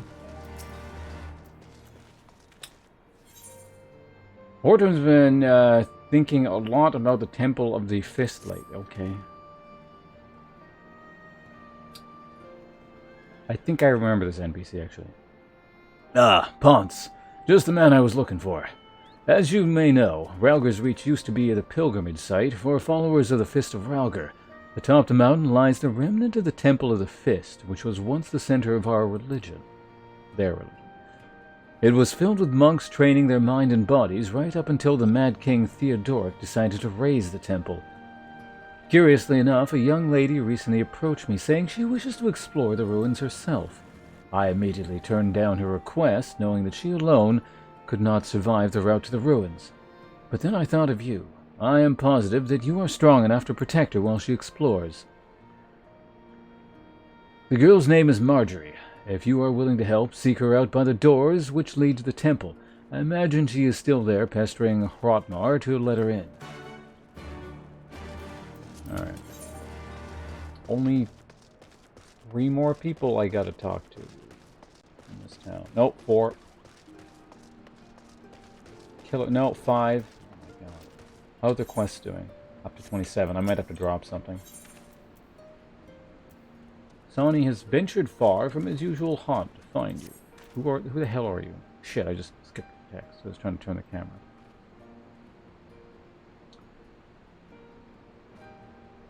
Thaddeus, this is post-game content for you. Something, something, something. Truth is, we've run into a spot of bother back at the... you! Your help. If you're not too busy with the Guardians, or like, yeah, I skipped this guy's stuff last time. So am I going to get like a harder version of that instance? Oh my god, I really have to go all the way back there?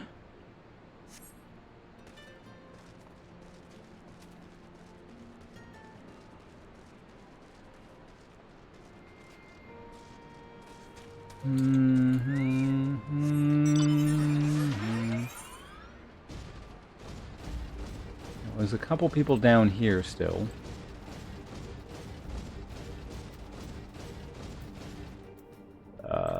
Well, you're the... Fine, I'll continue whatever this is. So this is the Omega quest line.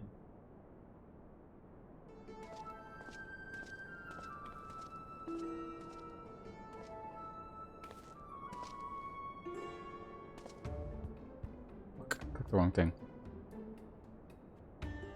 Surprised? Aye, so are we.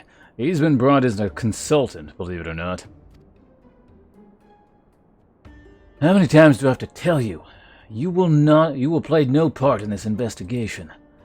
Your motives were dubious from the first, and nothing you've done since has served to make them any clearer. Out of necessity, I agreed to take part... What? Out of necessity, I agreed to take part in Omega's activation. But that will be the extent of our cooperation. Passing judgment without due consideration, openly disparaging colleagues, not very chiefly of you, Chief. I'll have you know I'm a sensitive new recruit who thrives on encouragement. And I trust you'll thrive elsewhere when I encourage you to piss off. I will not have him on our roster, Jesse. Never mind anywhere near our network. His employment is to be terminated, effective immediately. The thing is, Chief, we've already paid him in full, and it wasn't exactly a pittance either. 4/5 of what you get was the agreement. Look, whatever disagreement you might have had in the past, the fact is, we could do with his expertise now. Let him earn his keep, at the very least. I don't believe this. You claim my wholly justified ventures represent an unacceptable risk to the Ironworks, and then pay him a sultan's ransom in advance? Huh. Give me strength.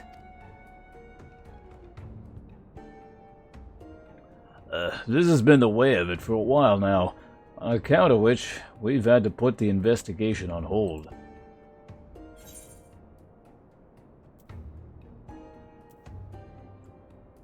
The man goes, I'm leaving. Alright, let's investigate by ourselves.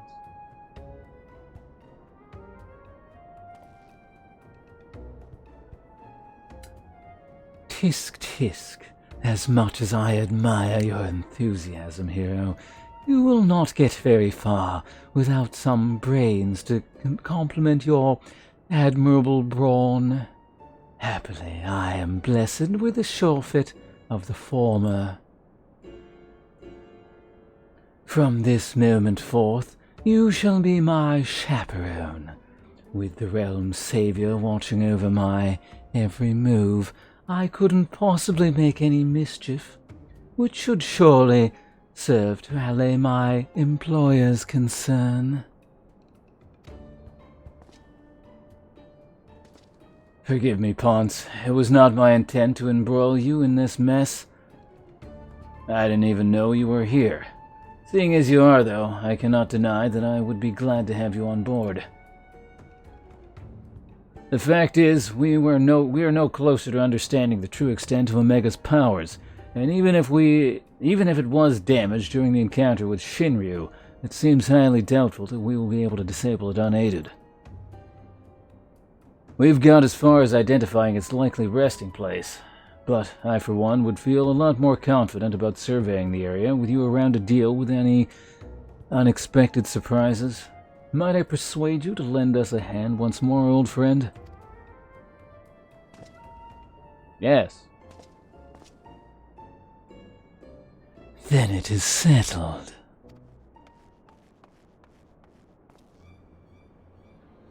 Chief, we have a problem. The etheric concentration levels at the yawn are soaring. Our readings doubled from one moment to the next, and by the time we went to check them, they doubled again. What? But that could only mean... Evacuate the site. I shall handle this matter personally.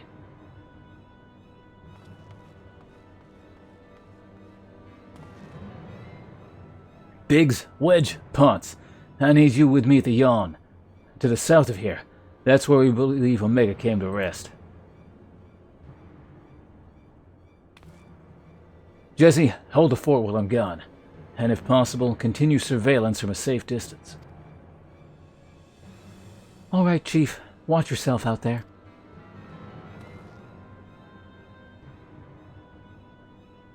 What the hell was that expression? Am I to stay and mind the shop as well?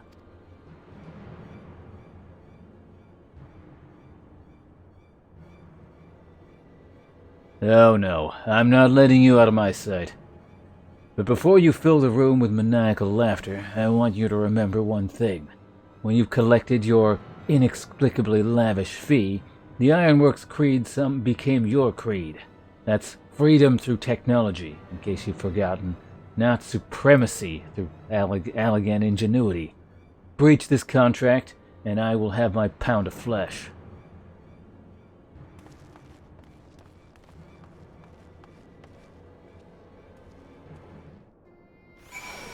Okay, let me get back to this. Hey Darth. Glad you're enjoying the show. Called... I'm not even gonna read that name.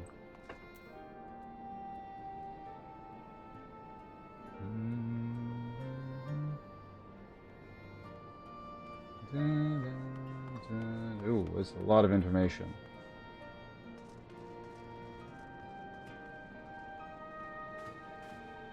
I just got invited to another Discord for a D&D thing.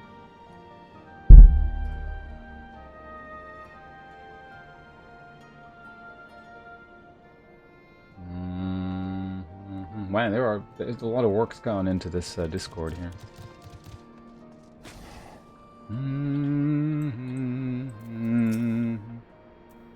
Affiliates. Were you? You're a friend of God. Is that another quest? Oh my god, we only have 2 slots left. Actually, no, I think we're just going to be able to do it. Okay, good. Where the hell is the yawn? Get down there. I mean, the Omega quest line seems like it might be neat. I'm looking forward to that. Seen you of Dark Knight or any seen you compare?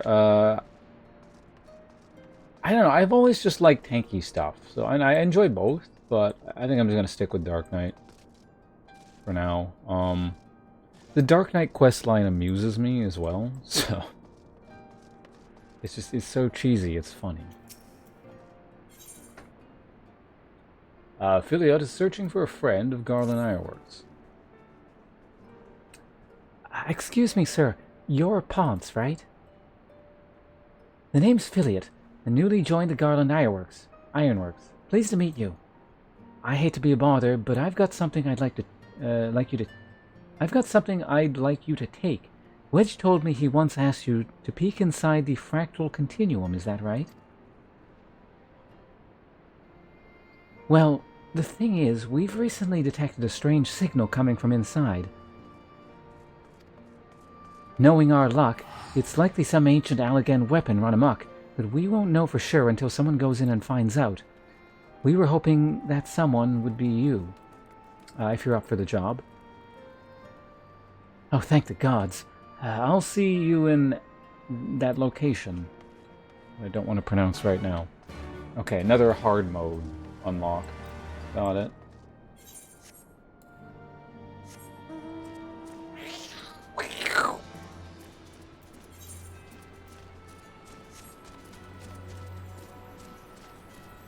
Wait, Gunblade? I mean, they seem fancy. Someone said they're like the best tank at dealing with certain kinds of damage. I don't remember what, but they're supposed to be good at something. Oh, I think they're like the highest damage dealing tank or something like that, isn't it? Oh, I do have to go that way. Whoops.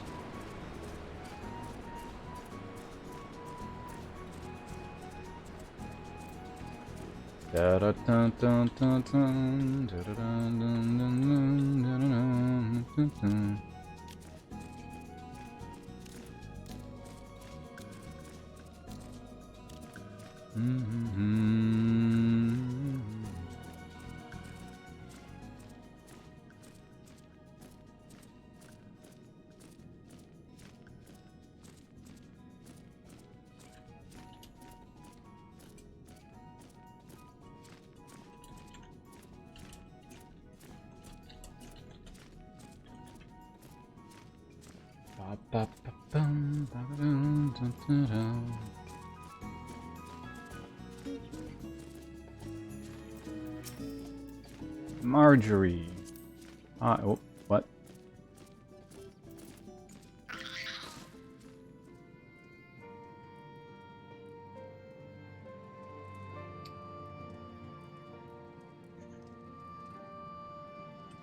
You look fancy. You got a fancy voice.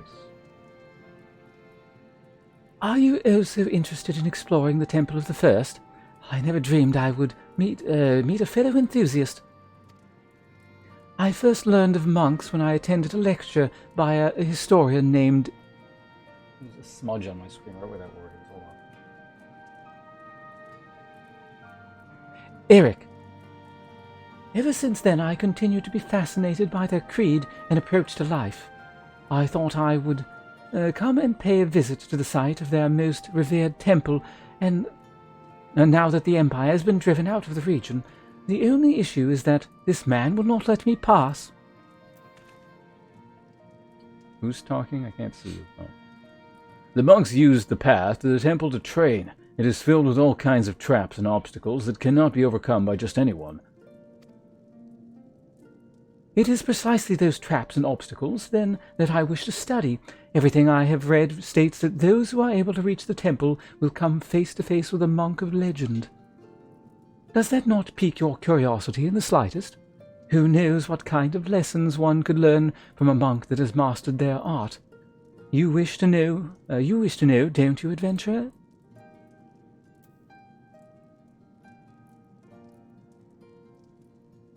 You are the one who helped the resistance defeat Xenos. Well, you should be more than capable of handling whatever the temple has to throw at you, then. In fact, if you are truly keen to explore that which lies beyond the doors, would you mind if I joined you? I am fairly familiar with the layout of the temple grounds from all the readings I have done. I know I can be of help. Oh, please take me with you.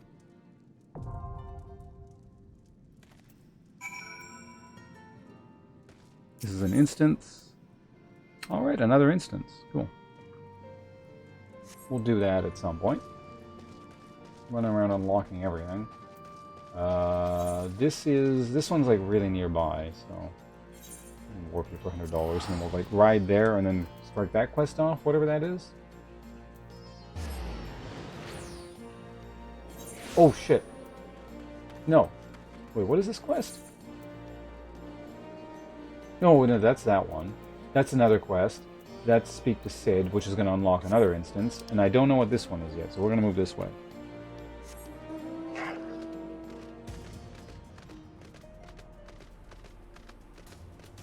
We get every job max out of principle. Have fun with that. Although, I don't know, I hear getting subsequent jobs up to max once you've done the first one is like much easier. I mean, certainly I had a much faster time leveling Dark Knight up to get caught up with Dragoon. Granted, I mean, Dark Knight started at level 30 or something, but 30 to 60 went, I think it was to 60, went pretty fast.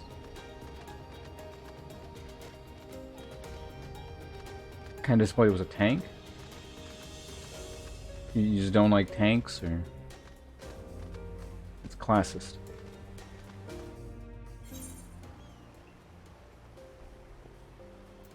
Bum bum bum bum bum. There you are, battle-scarred veteran.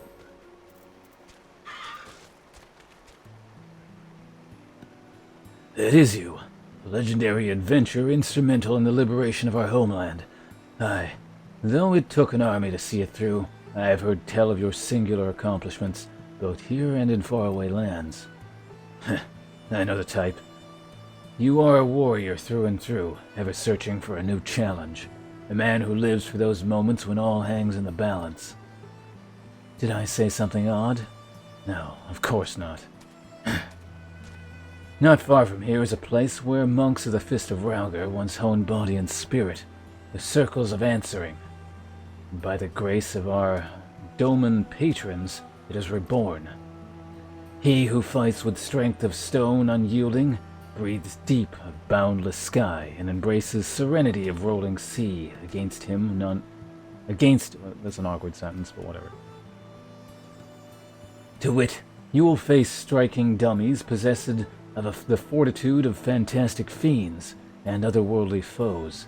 Attack them with your might and main, and should you triumph in the allotted time, you will know you have the strength to defeat them, though you may still die in the process. They are dummies after all, and wait, not die in the process? I lost what track what this guy was saying. Doubtless you are intrigued. When curiosity overwhelms you, I shall deliver you to stone, sky... Well, it is still the Circle of Answering in name, but you must nevertheless embrace the wisdom of the elements to overcome your trials.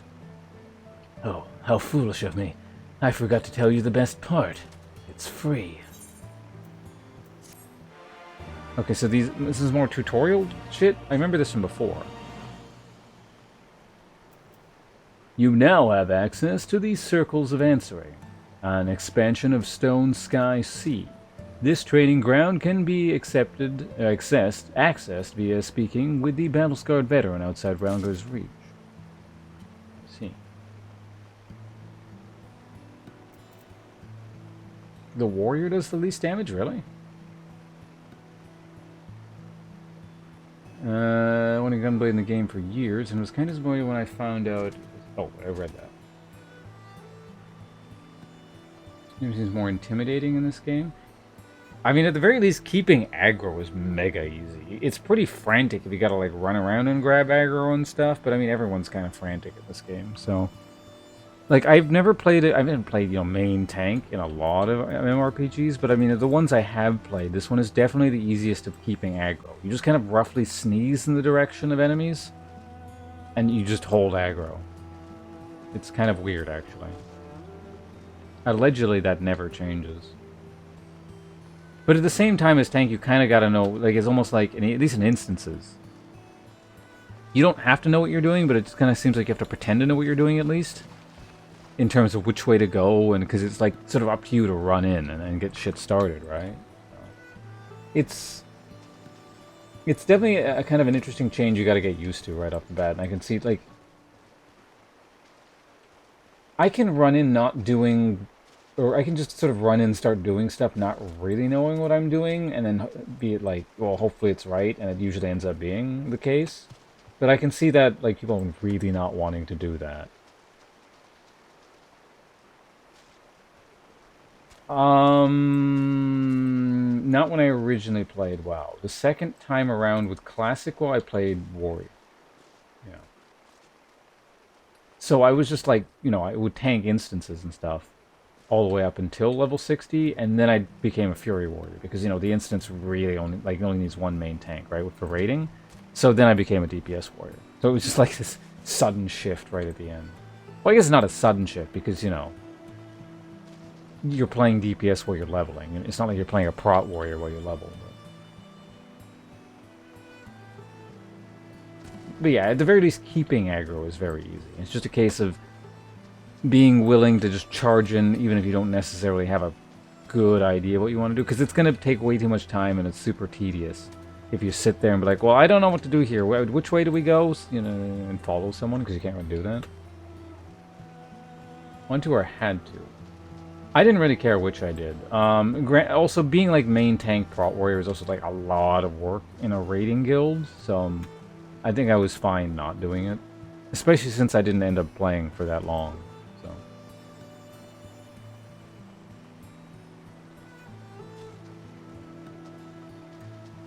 I mean, yeah, if you're willing to do that, then tank should be fine. Warrior is like the tank in World of Warcraft, yeah. They're not like literally the only tank. Like in certain instances you can have bear tanks or sort of paladin tanks. And that opened up a little bit more, I think, in the first expansion pack. I don't remember too well. But generally speaking, outside of specific niche instances, warriors were the end-all and be-all of tanking. Druids, I think, had more of a... It was more likely that you could have a druid tank than a paladin tank. Like, I think paladin tank was, like, mega niche.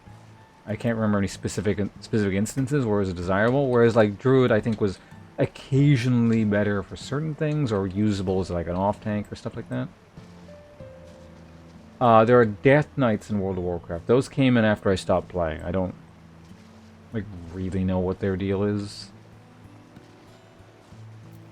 But anyway, let's see what the hell this is.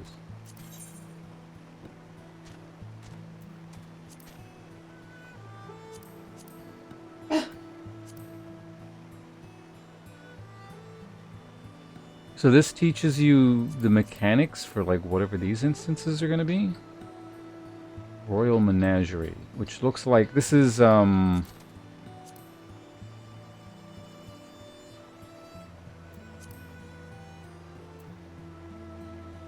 this is Shinju.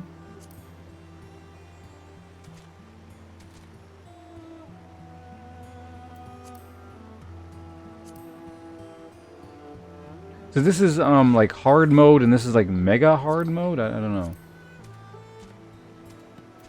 Well, let's see what this is all about.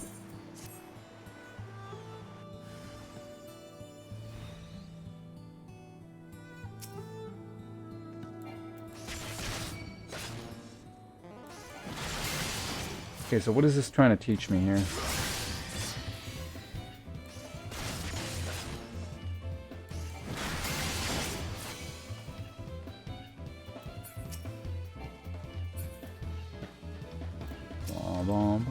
Hi. No. So presumably mechanics start kicking in at some point?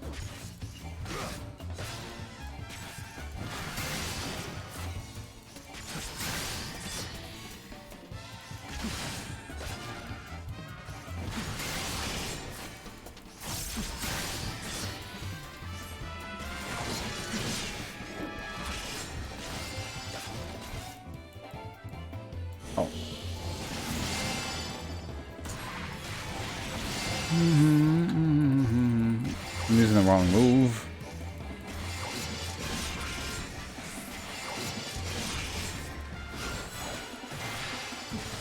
Can I even kill this thing in 2 minutes? Probably.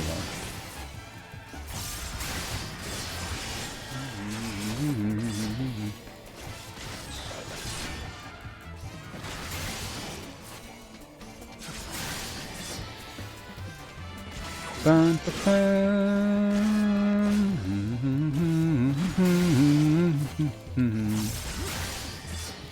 think this is Final Fantasy II music, right?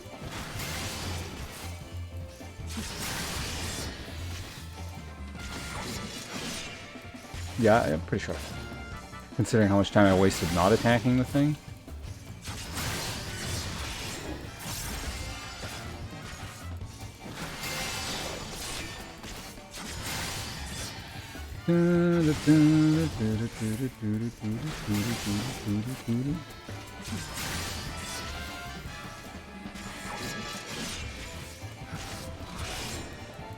Maybe. Like, I get a big move in 10 seconds, so should be fine.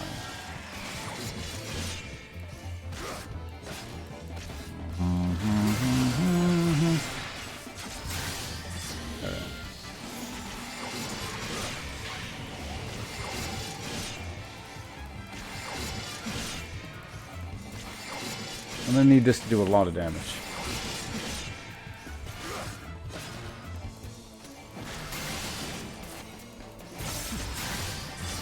We're making it close. Uh-oh.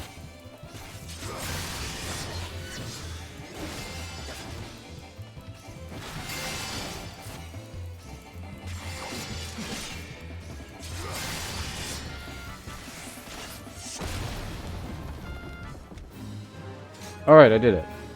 Like, with no time left?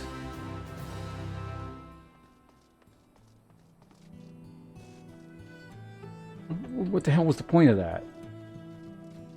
Is this a DPS check? What the fuck is going on?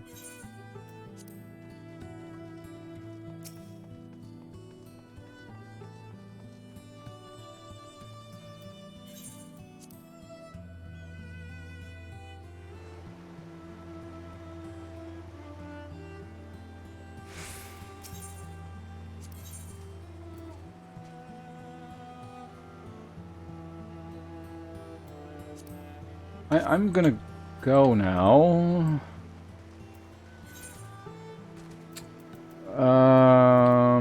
Okay, so this should unlock an instant. So what's the closest warp point to that? We can go there. Oh, I remember where that is. Yeah, I remember saying that's like it's a pretty fancy area. Pretty fancy looking area. There better be like something here later.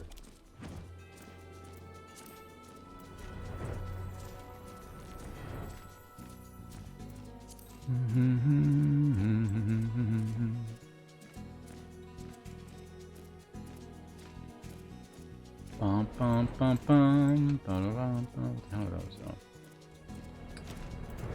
Hi, Sid. Oh, my webcam's been off this whole time again. That's fine.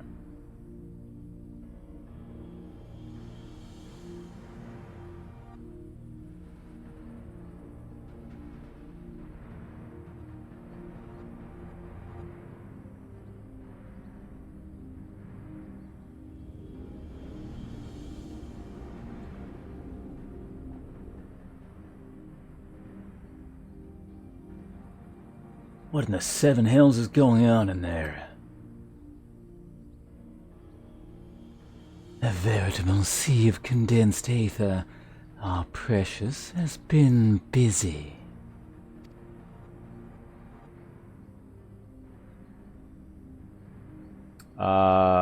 Mystery line. What villainy is this? Oh, you.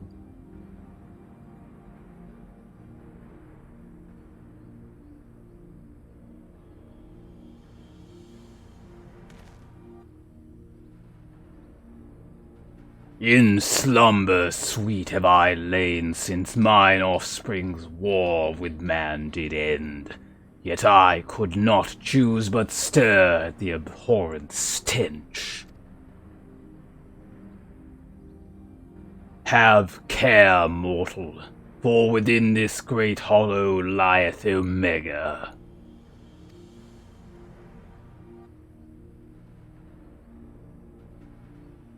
Long have we known one another.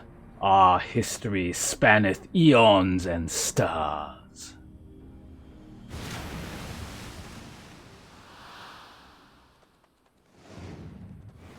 Got a ringer now? Nope. Oh gods! What's happening?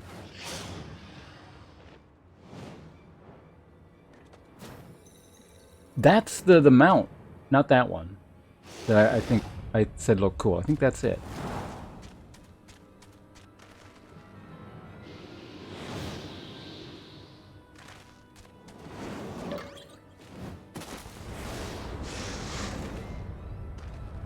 Chief, get out of here! Hey, you're not dead? Apparently not. Passed right through me, as if it was some sort of illusion.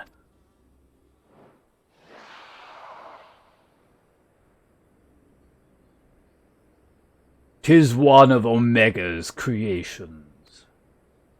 Omega is a weapon wrought in a place beyond the reach of thy kind, capable of weaving aether into life. That serpent is yet unfinished, but doubt not that it will become a corporeal thing ere long."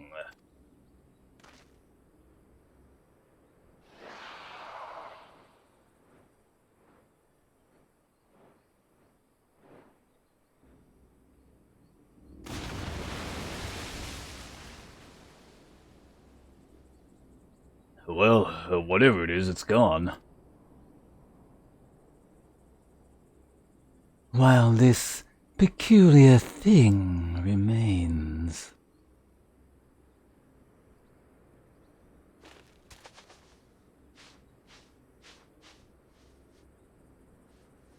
Jesus Christ, it's hideous.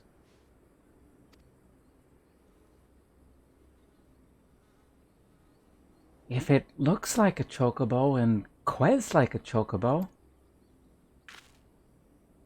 I'm thinking it's probably a chocobo?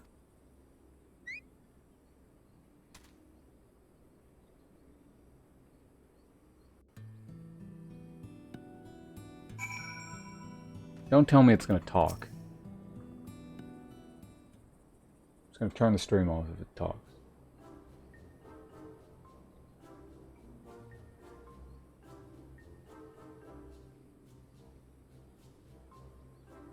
Correct. Huh. The way it ques isn't unlike a chocobo, but it looks more like a stuffed doll to me. It's definitely a chocobo, trust me. The ones we Lalafels ride are all about this size, aren't they? I suppose. Alright. Let's go with a chocobo for now.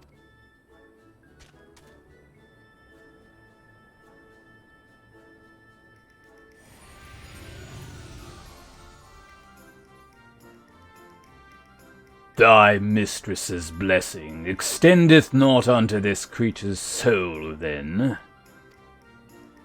Very well. As this matter concerneth Omega, I shall speak with it in thy stead.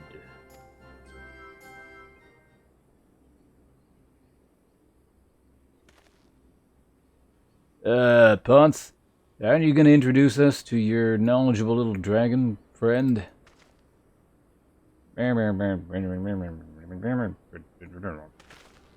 What? The Midgard Zolm?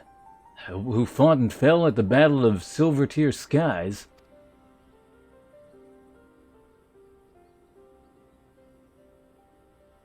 And here I was, content to be traveling in the company of just one legend. Without wishing to offend you, hero, the Father of Dragons does have something you do not, that being relevant knowledge. There is much we could learn from him. Little and less is known about Omega's origins. It first appeared in records dating back to the Third Astral Era, before the Allagan Empire reached its zenith, and said records had but one thing to say: Omega's activation successful. In the centuries that followed, the Allagans enjoyed rapid technological development, but there was nary a further mention of Omega until its capture of Bahamut. Its existence is a mystery among mysteries, a tale amongst tales. 'Twas always assumed that the Allegans built it, and had no reason to believe otherwise. But now Midgard's own tells us that it's not even of our world. Just so. It haileth from another star. More than that I will not say. I have spoken with this being. It telleth of a strange plain beyond this hollow, wherein it did reside from the moment of its creation. For reasons unknown, it was ordered to fight. Yet, being weak, it chose flight instead, and thus crossed over unto our world. Ordered to fight by Omega? Why in the seven hells would it do that? To put its creations to the proof. If you would know more, go forth and look upon with your own eyes. Wait, you're saying we should jump in? You have naught to fear from the fall. The hollow hath become a portal into Omega's domain. Once there, this being shall guide you. Servant of Hydaelyn, fate bindeth me to Omega. If it be thine intent to pursue it, I shall lend thee my strength.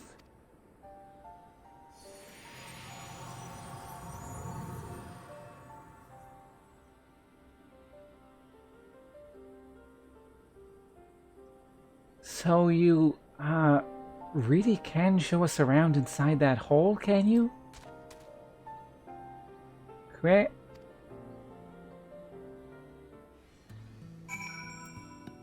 Alright, Sid, what do you want? Well, I doubt any of us imagined things would come to this, but the Father of Dragons has given us his assurance. Let us investigation into the yawn. I've already appraised Jessie of our intent and instructed her to have our engineers on standby. Since we have no way of knowing what awaits us in there, I need you to be ready for anything. Are you? Oh, it's a level sync thing. Okay, we can do that.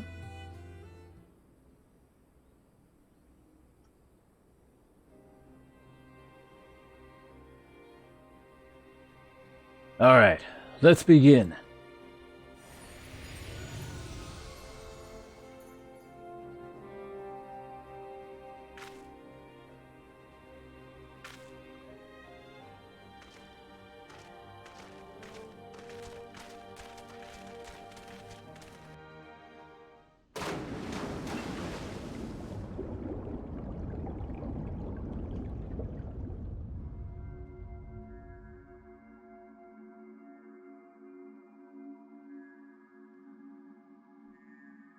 Oh no, it's a world of low resolution.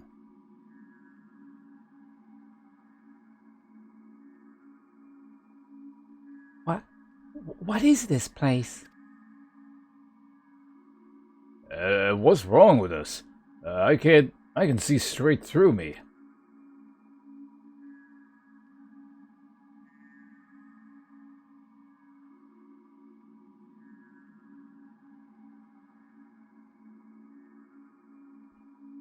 Oh shit, is this Omega? Does Omega get a voice?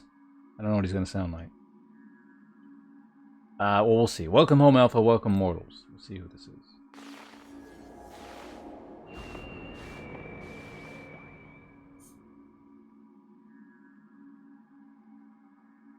I don't know what the hell Omega's gonna sound like. I wasn't ready for this today.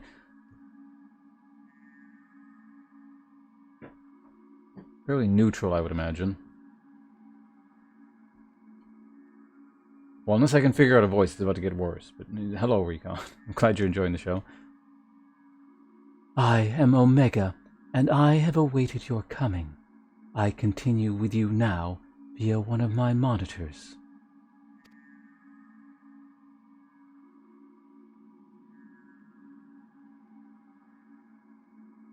You stand in the rift between dimensions, where a vital experiment is presently in progress. Your participation is appreciated. Please indicate your consent. Experiment? If you want our participation, you'll have to tell us a little more than that.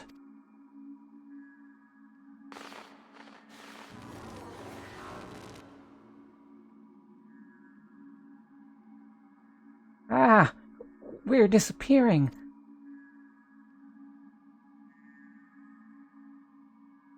Non-participating entities will be summarily erased. Please indicate your consent.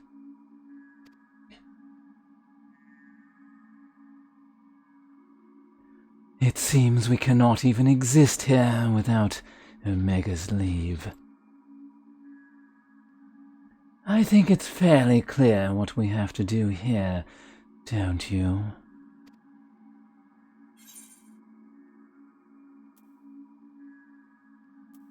Chocobo, what should we do? Let's ask the Chocobo.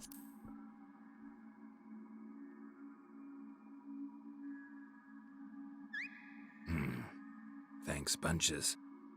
I heard a follow. Half a second, I'll be able to check, but thank you in the meantime.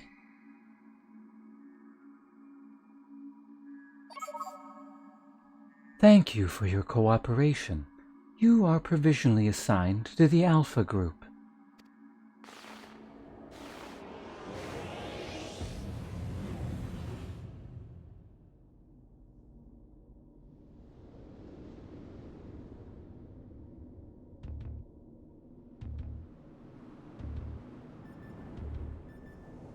Don't ask questions, Avis. You're causing problems. Oh, this is Final Fantasy V? Yeah, it's Final Fantasy V music. I recognize this.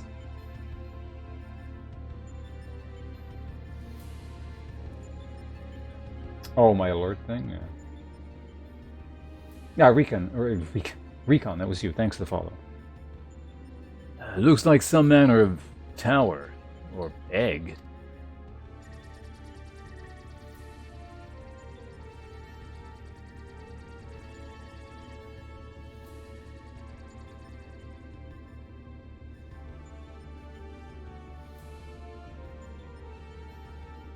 The aim of the experiment is to determine the mightiest being in creation.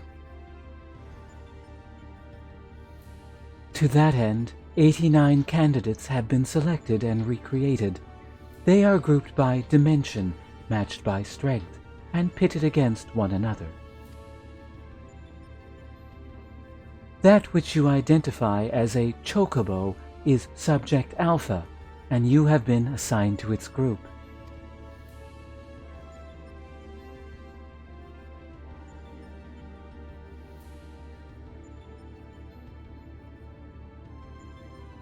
Assassination? That's a weird word, whatever.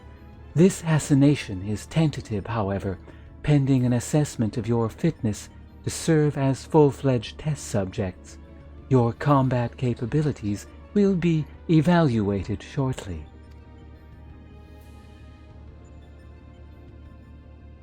I mean, of course you wouldn't know what it is, Hope. You're like, I don't know, 10 years old or something? Pretty sure this game, 5 was like released before you were born. Actually, no, literally, it was released before you were born. Combat capabilities? You mean you want us to fight?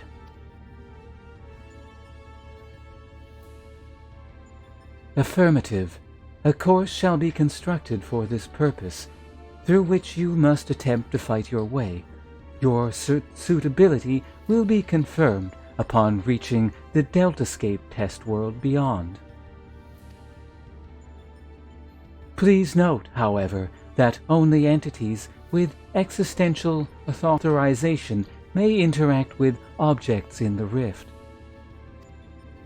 Of your number, only Alpha has this at present. Before you may engage in combat, said authorization must be temporarily transferred to you.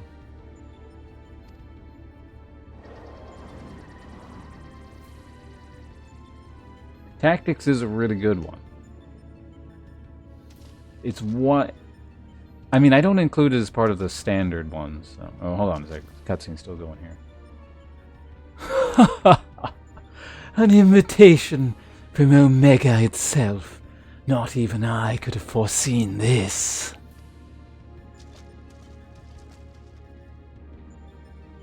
We are accepting it, of course. It's preferable to summary erasure. I am sure you'll agree.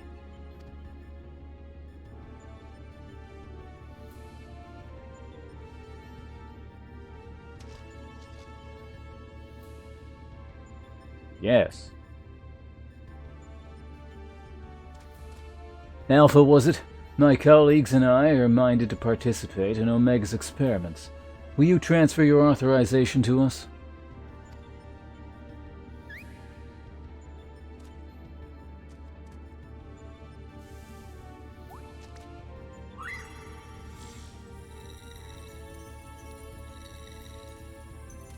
Hooray! We're in 1080p now. Burp. Existential authorization transferred. Subjects ready to engage. Please begin at your own convenience and proceed as directed.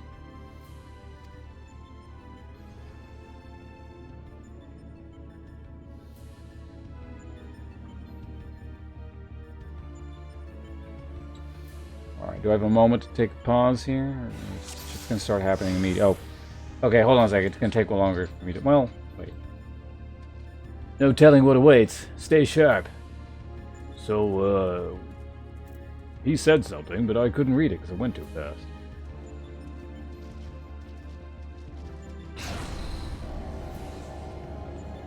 I idea what any of that is yet? Made him... Oh, wait. Oh, shit. Yeah, hold on. I'm going to reach out after the instance is done.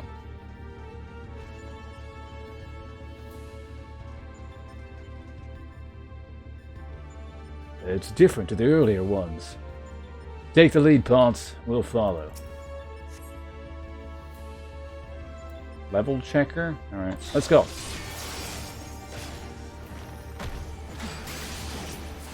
What's this? What's that cube? I suspect we're about to find out. I gotta read normally because this might be more. No good is protected by some kind of barrier. And this is like time limited, so I can't read it properly. Oh, barriers are my specialty. I'll have this down before you know it.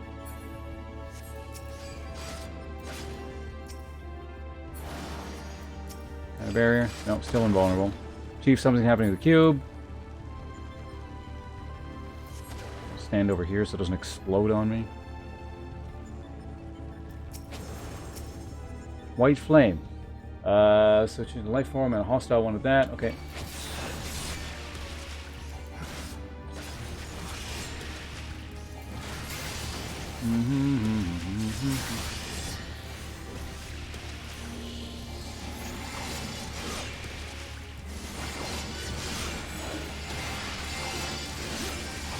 Just keep doing this. Go. Be able to get one more off here. Yeah, why not another one?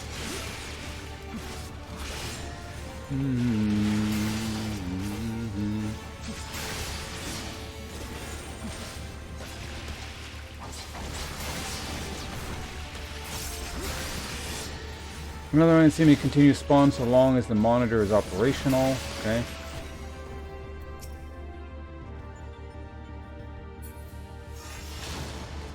Reverse barrier, energy current. Okay. Well done, Wedge. This is just the enemy? This thing? Alright, fine. He was about to turn. Ba-da-da-da-da-da.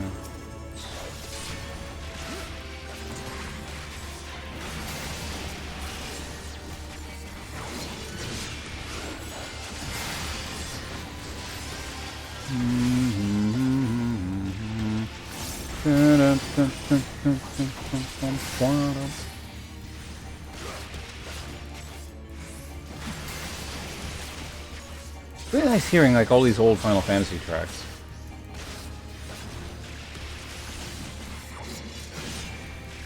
could use that now, but it'd be a waste, so we'll just hold on to it.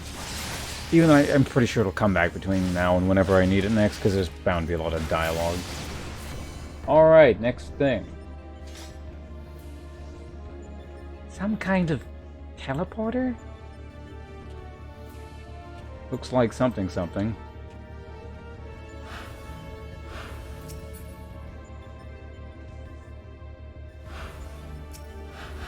Can I go? Thank you.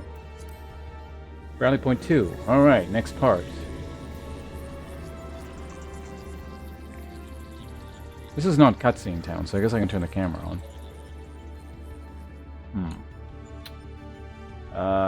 Morse time, yet another model. Right, the same approach as before. Biggs and Wedge, the monitor is yours. The rest of us will tend to the enemy whenever you're ready, Ponce. Okay. AoE, my favorite.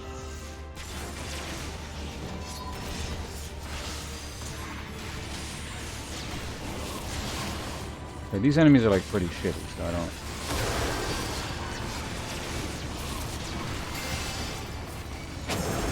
Like I don't need to do too much here.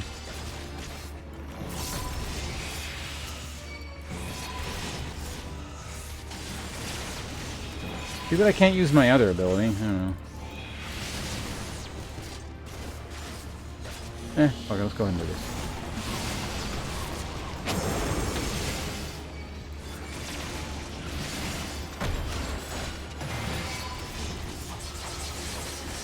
Oh, I'm out of the charges. Okay, well, that's fine. AoE up. Ba-da-dum-dum. So much junk.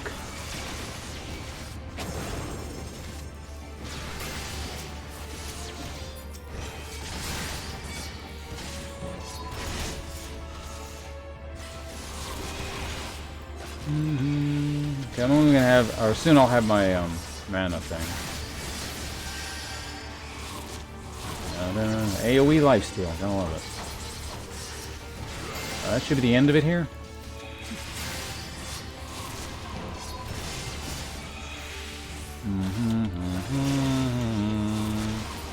There we go. Oh, one more. Not quite done yet. Are you guys done doing whatever the hell you need to do? They are done. Alright, let's go. Teleporter time.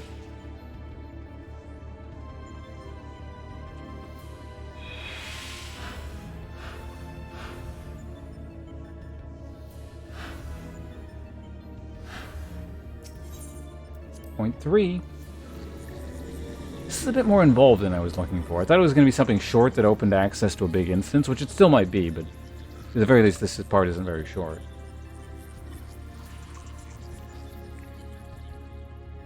Point 3. That structure up ahead must be the Deltascape, and there are 2 monitors. Ken Gill says there are more cubes too. Stay focused, you're almost there. Okay. Biggs, this time you get the monitor as well. Ponce, you know what to do. Hit things. I think noticeable if I tinker with these toys.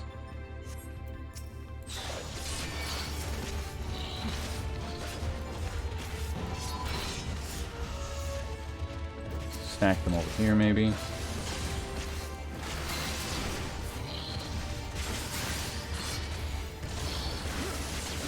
Just waiting on the things to spawn there so I can like drop my thing down. Oh, behemoth, cool.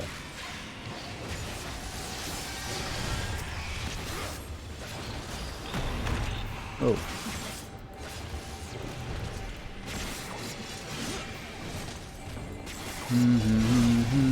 I don't have time to read what the fuck he's saying, so.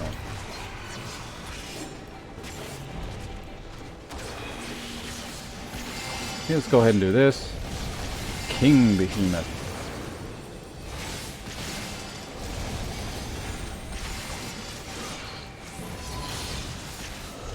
Huh. We don't want to get hit by anything there. There we go.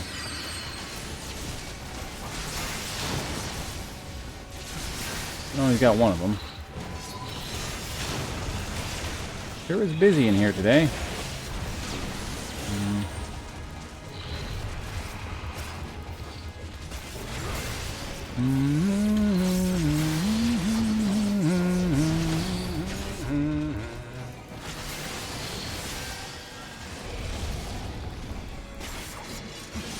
use that thing. Christ, will you stop doing that?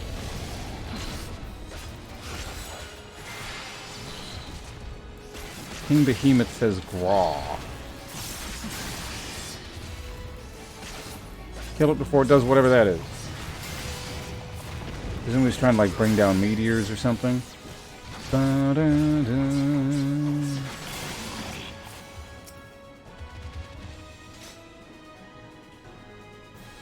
Duty complete. Dun, dun, dun, dun, dun, dun, dun.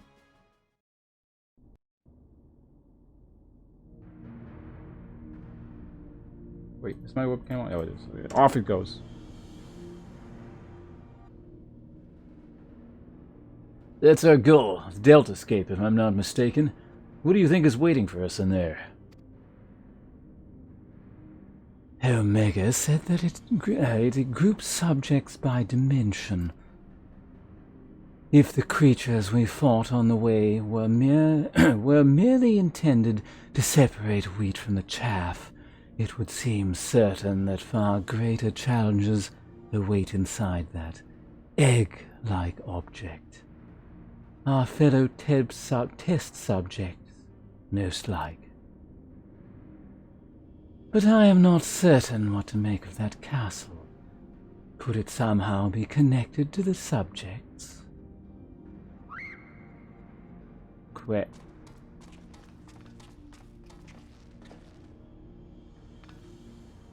Alpha, but hold on a moment. Shouldn't either one of us...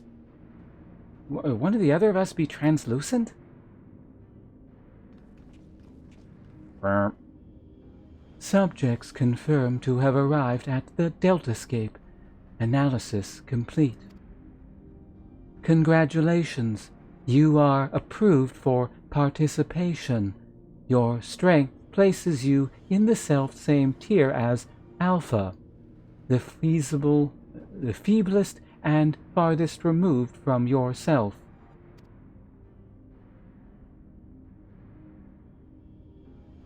Nonetheless, you are now fully fledged test subjects. Welcome, weakest of challengers. As corporeal life forms, you need not undergo development within a test world. Instead, you may use this space freely. Not quite what I would have chosen, but one must make do. Speaking of which, what is it that we are supposed to do exactly? You are to enter the Deltascape and defeat all test subjects within. Please note, however, that strength in numbers will not be acknowledged. There is a strict limit upon how many entities may participate in a battle. Only a small party may have existential authorization transferred from Alpha. Good luck.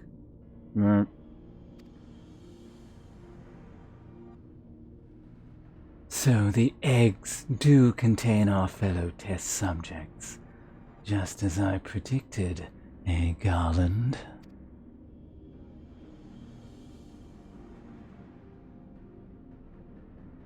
Before we turn our thoughts to the Deltascape, I suggest we set up a base of operations here.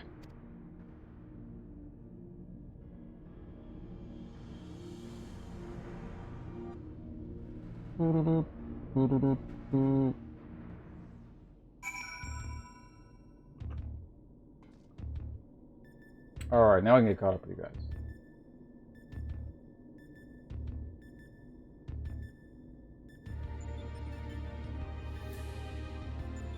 Bip boop? No, I don't. Well, I mean, sometimes I don't bother, but usually I'll say like burp. That indicates like a computer turning on noise. That's what it sounded like in Chrono Trigger, anyway.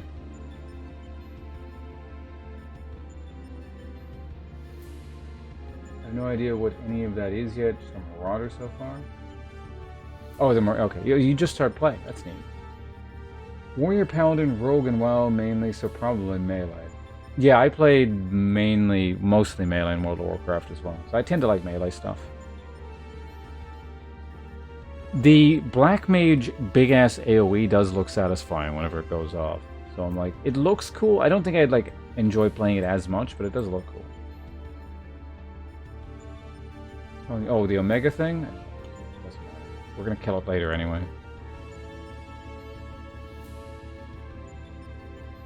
Yeah, the Omega quest line is, like I said, it's long. It's optional, but it's long.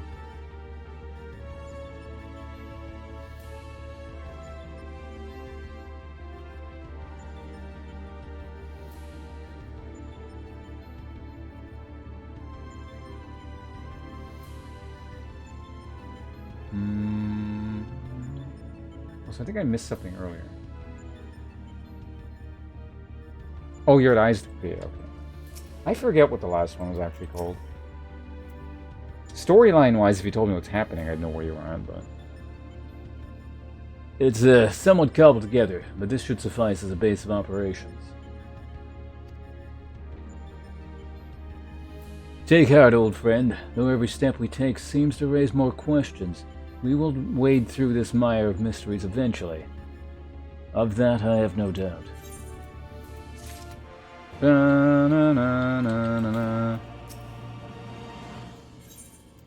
Sid is eager to proceed with the investigation.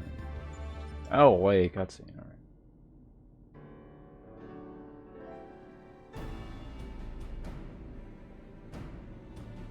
Right then.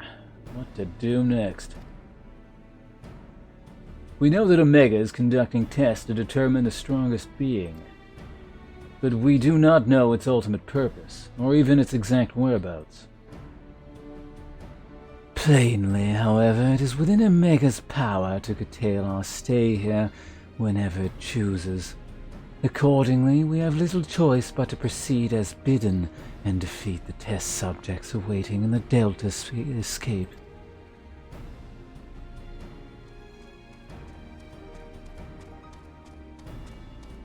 Jet Scream? That's not storyline. But I'm gonna guess you probably haven't been reading, given the pace you're going at. You're probably just like blowing through all the cutscenes and stuff.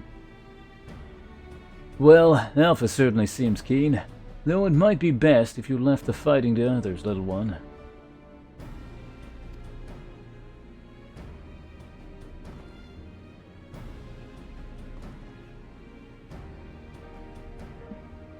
I don't know, can you read?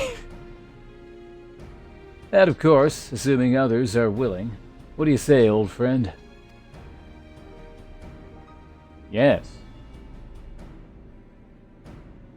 This promises to be a most entertaining foray, and I would not dream of missing any part of it. You may rely on me to provide you with remote support.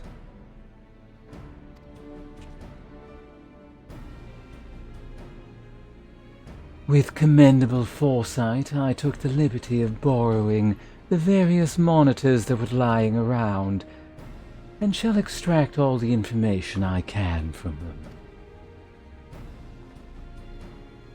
Correct.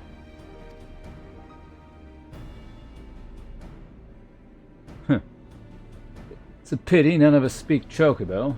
As I recall, though, we are supposed to have Alpha Transfer's authorization to us prior to engaging in combat. In which case, Potts, you'll need him to accompany you into the Deltascape. See to your preparations and proceed whenever you are ready.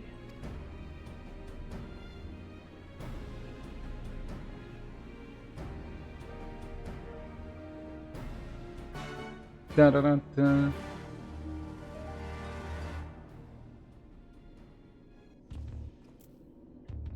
Alright, so this finally unlocks the instance, I'm assuming?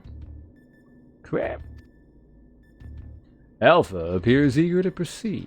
You may enter Deltascape version 1.0 whenever you are ready.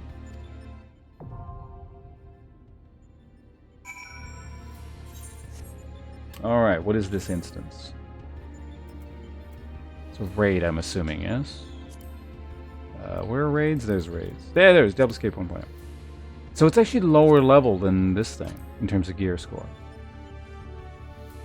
In your hunt for the elusive Omega, you and your comrades find yourself unwitting test subjects in its fiendish experiments. With no recourse but to do as bid, you resolve to venture into the Deltascape to do battle with against foes unknown. Before you looms the test world, the image of a mysterious castle framed within its egg-like contour. Just like Final Fantasy V. Alright, we unlocked it. We did our thing. Now time to leave these suckers here trapped in the internet world. Bye.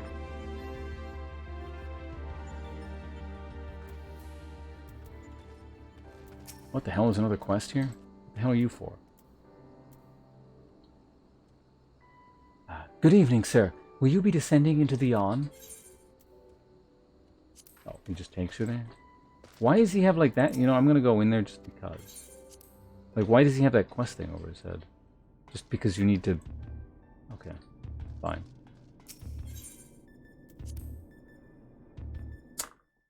Man, my webcam is... Is my webcam too bright? Yeah, I know I have the quest to do. It's just, it's weird that, like, the entrance guy looks like he has the quest thing on it.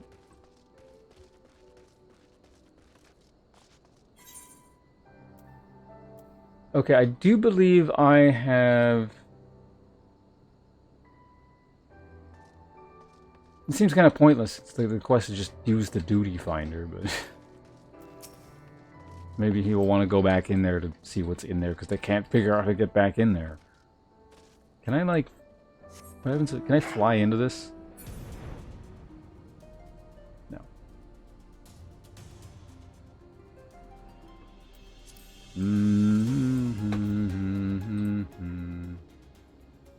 Okay, well, it is 10:30, it's probably a good point. So starting tomorrow, we can probably... I've unlocked everything, and now I can do a whole bunch of things. So probably what I'm going to do is a mix of some instances, and I'm also moving forward this quest. Because this is the main one, it's the only thing I didn't do, because I had gotten to the point where it was unlocked, essentially. Because I think you need to do this to move forward and actually get to Stormblood.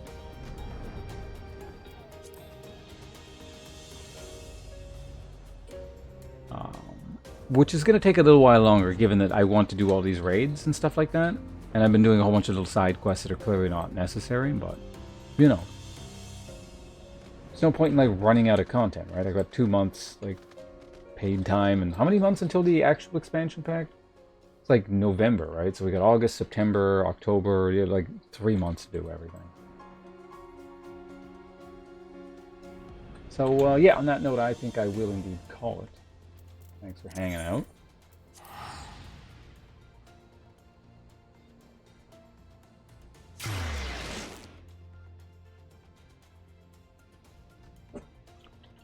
I think I'm going to start thinking up my D&D character for the next, the campaign I've just been informed exists. Why was that so loud? Access the internet, the Adventurers Guild.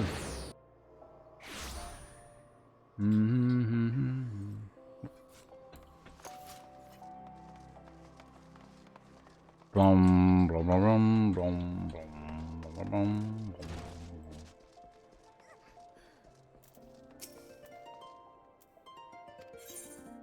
Hire to an inn. Shit.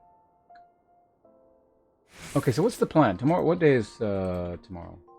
Oh, Monday, right. So we'll either do more of this. Maybe I'll mix it. Oh, right, Guilty Gear, right, of course. Again, Hope, thanks for Guilty Gear. I'll be installing that probably today or tomorrow. I might play that. I don't know if what I'm going to plan to do with that for the stream specifically. But I'll be playing it soon one way or the other. Maybe I'll just kind of get used to it off stream first. I don't know. We'll see. But, yeah. That's it for me for today. Thanks for tuning in to the show. And I hope to see you guys around again soon. Goodbye.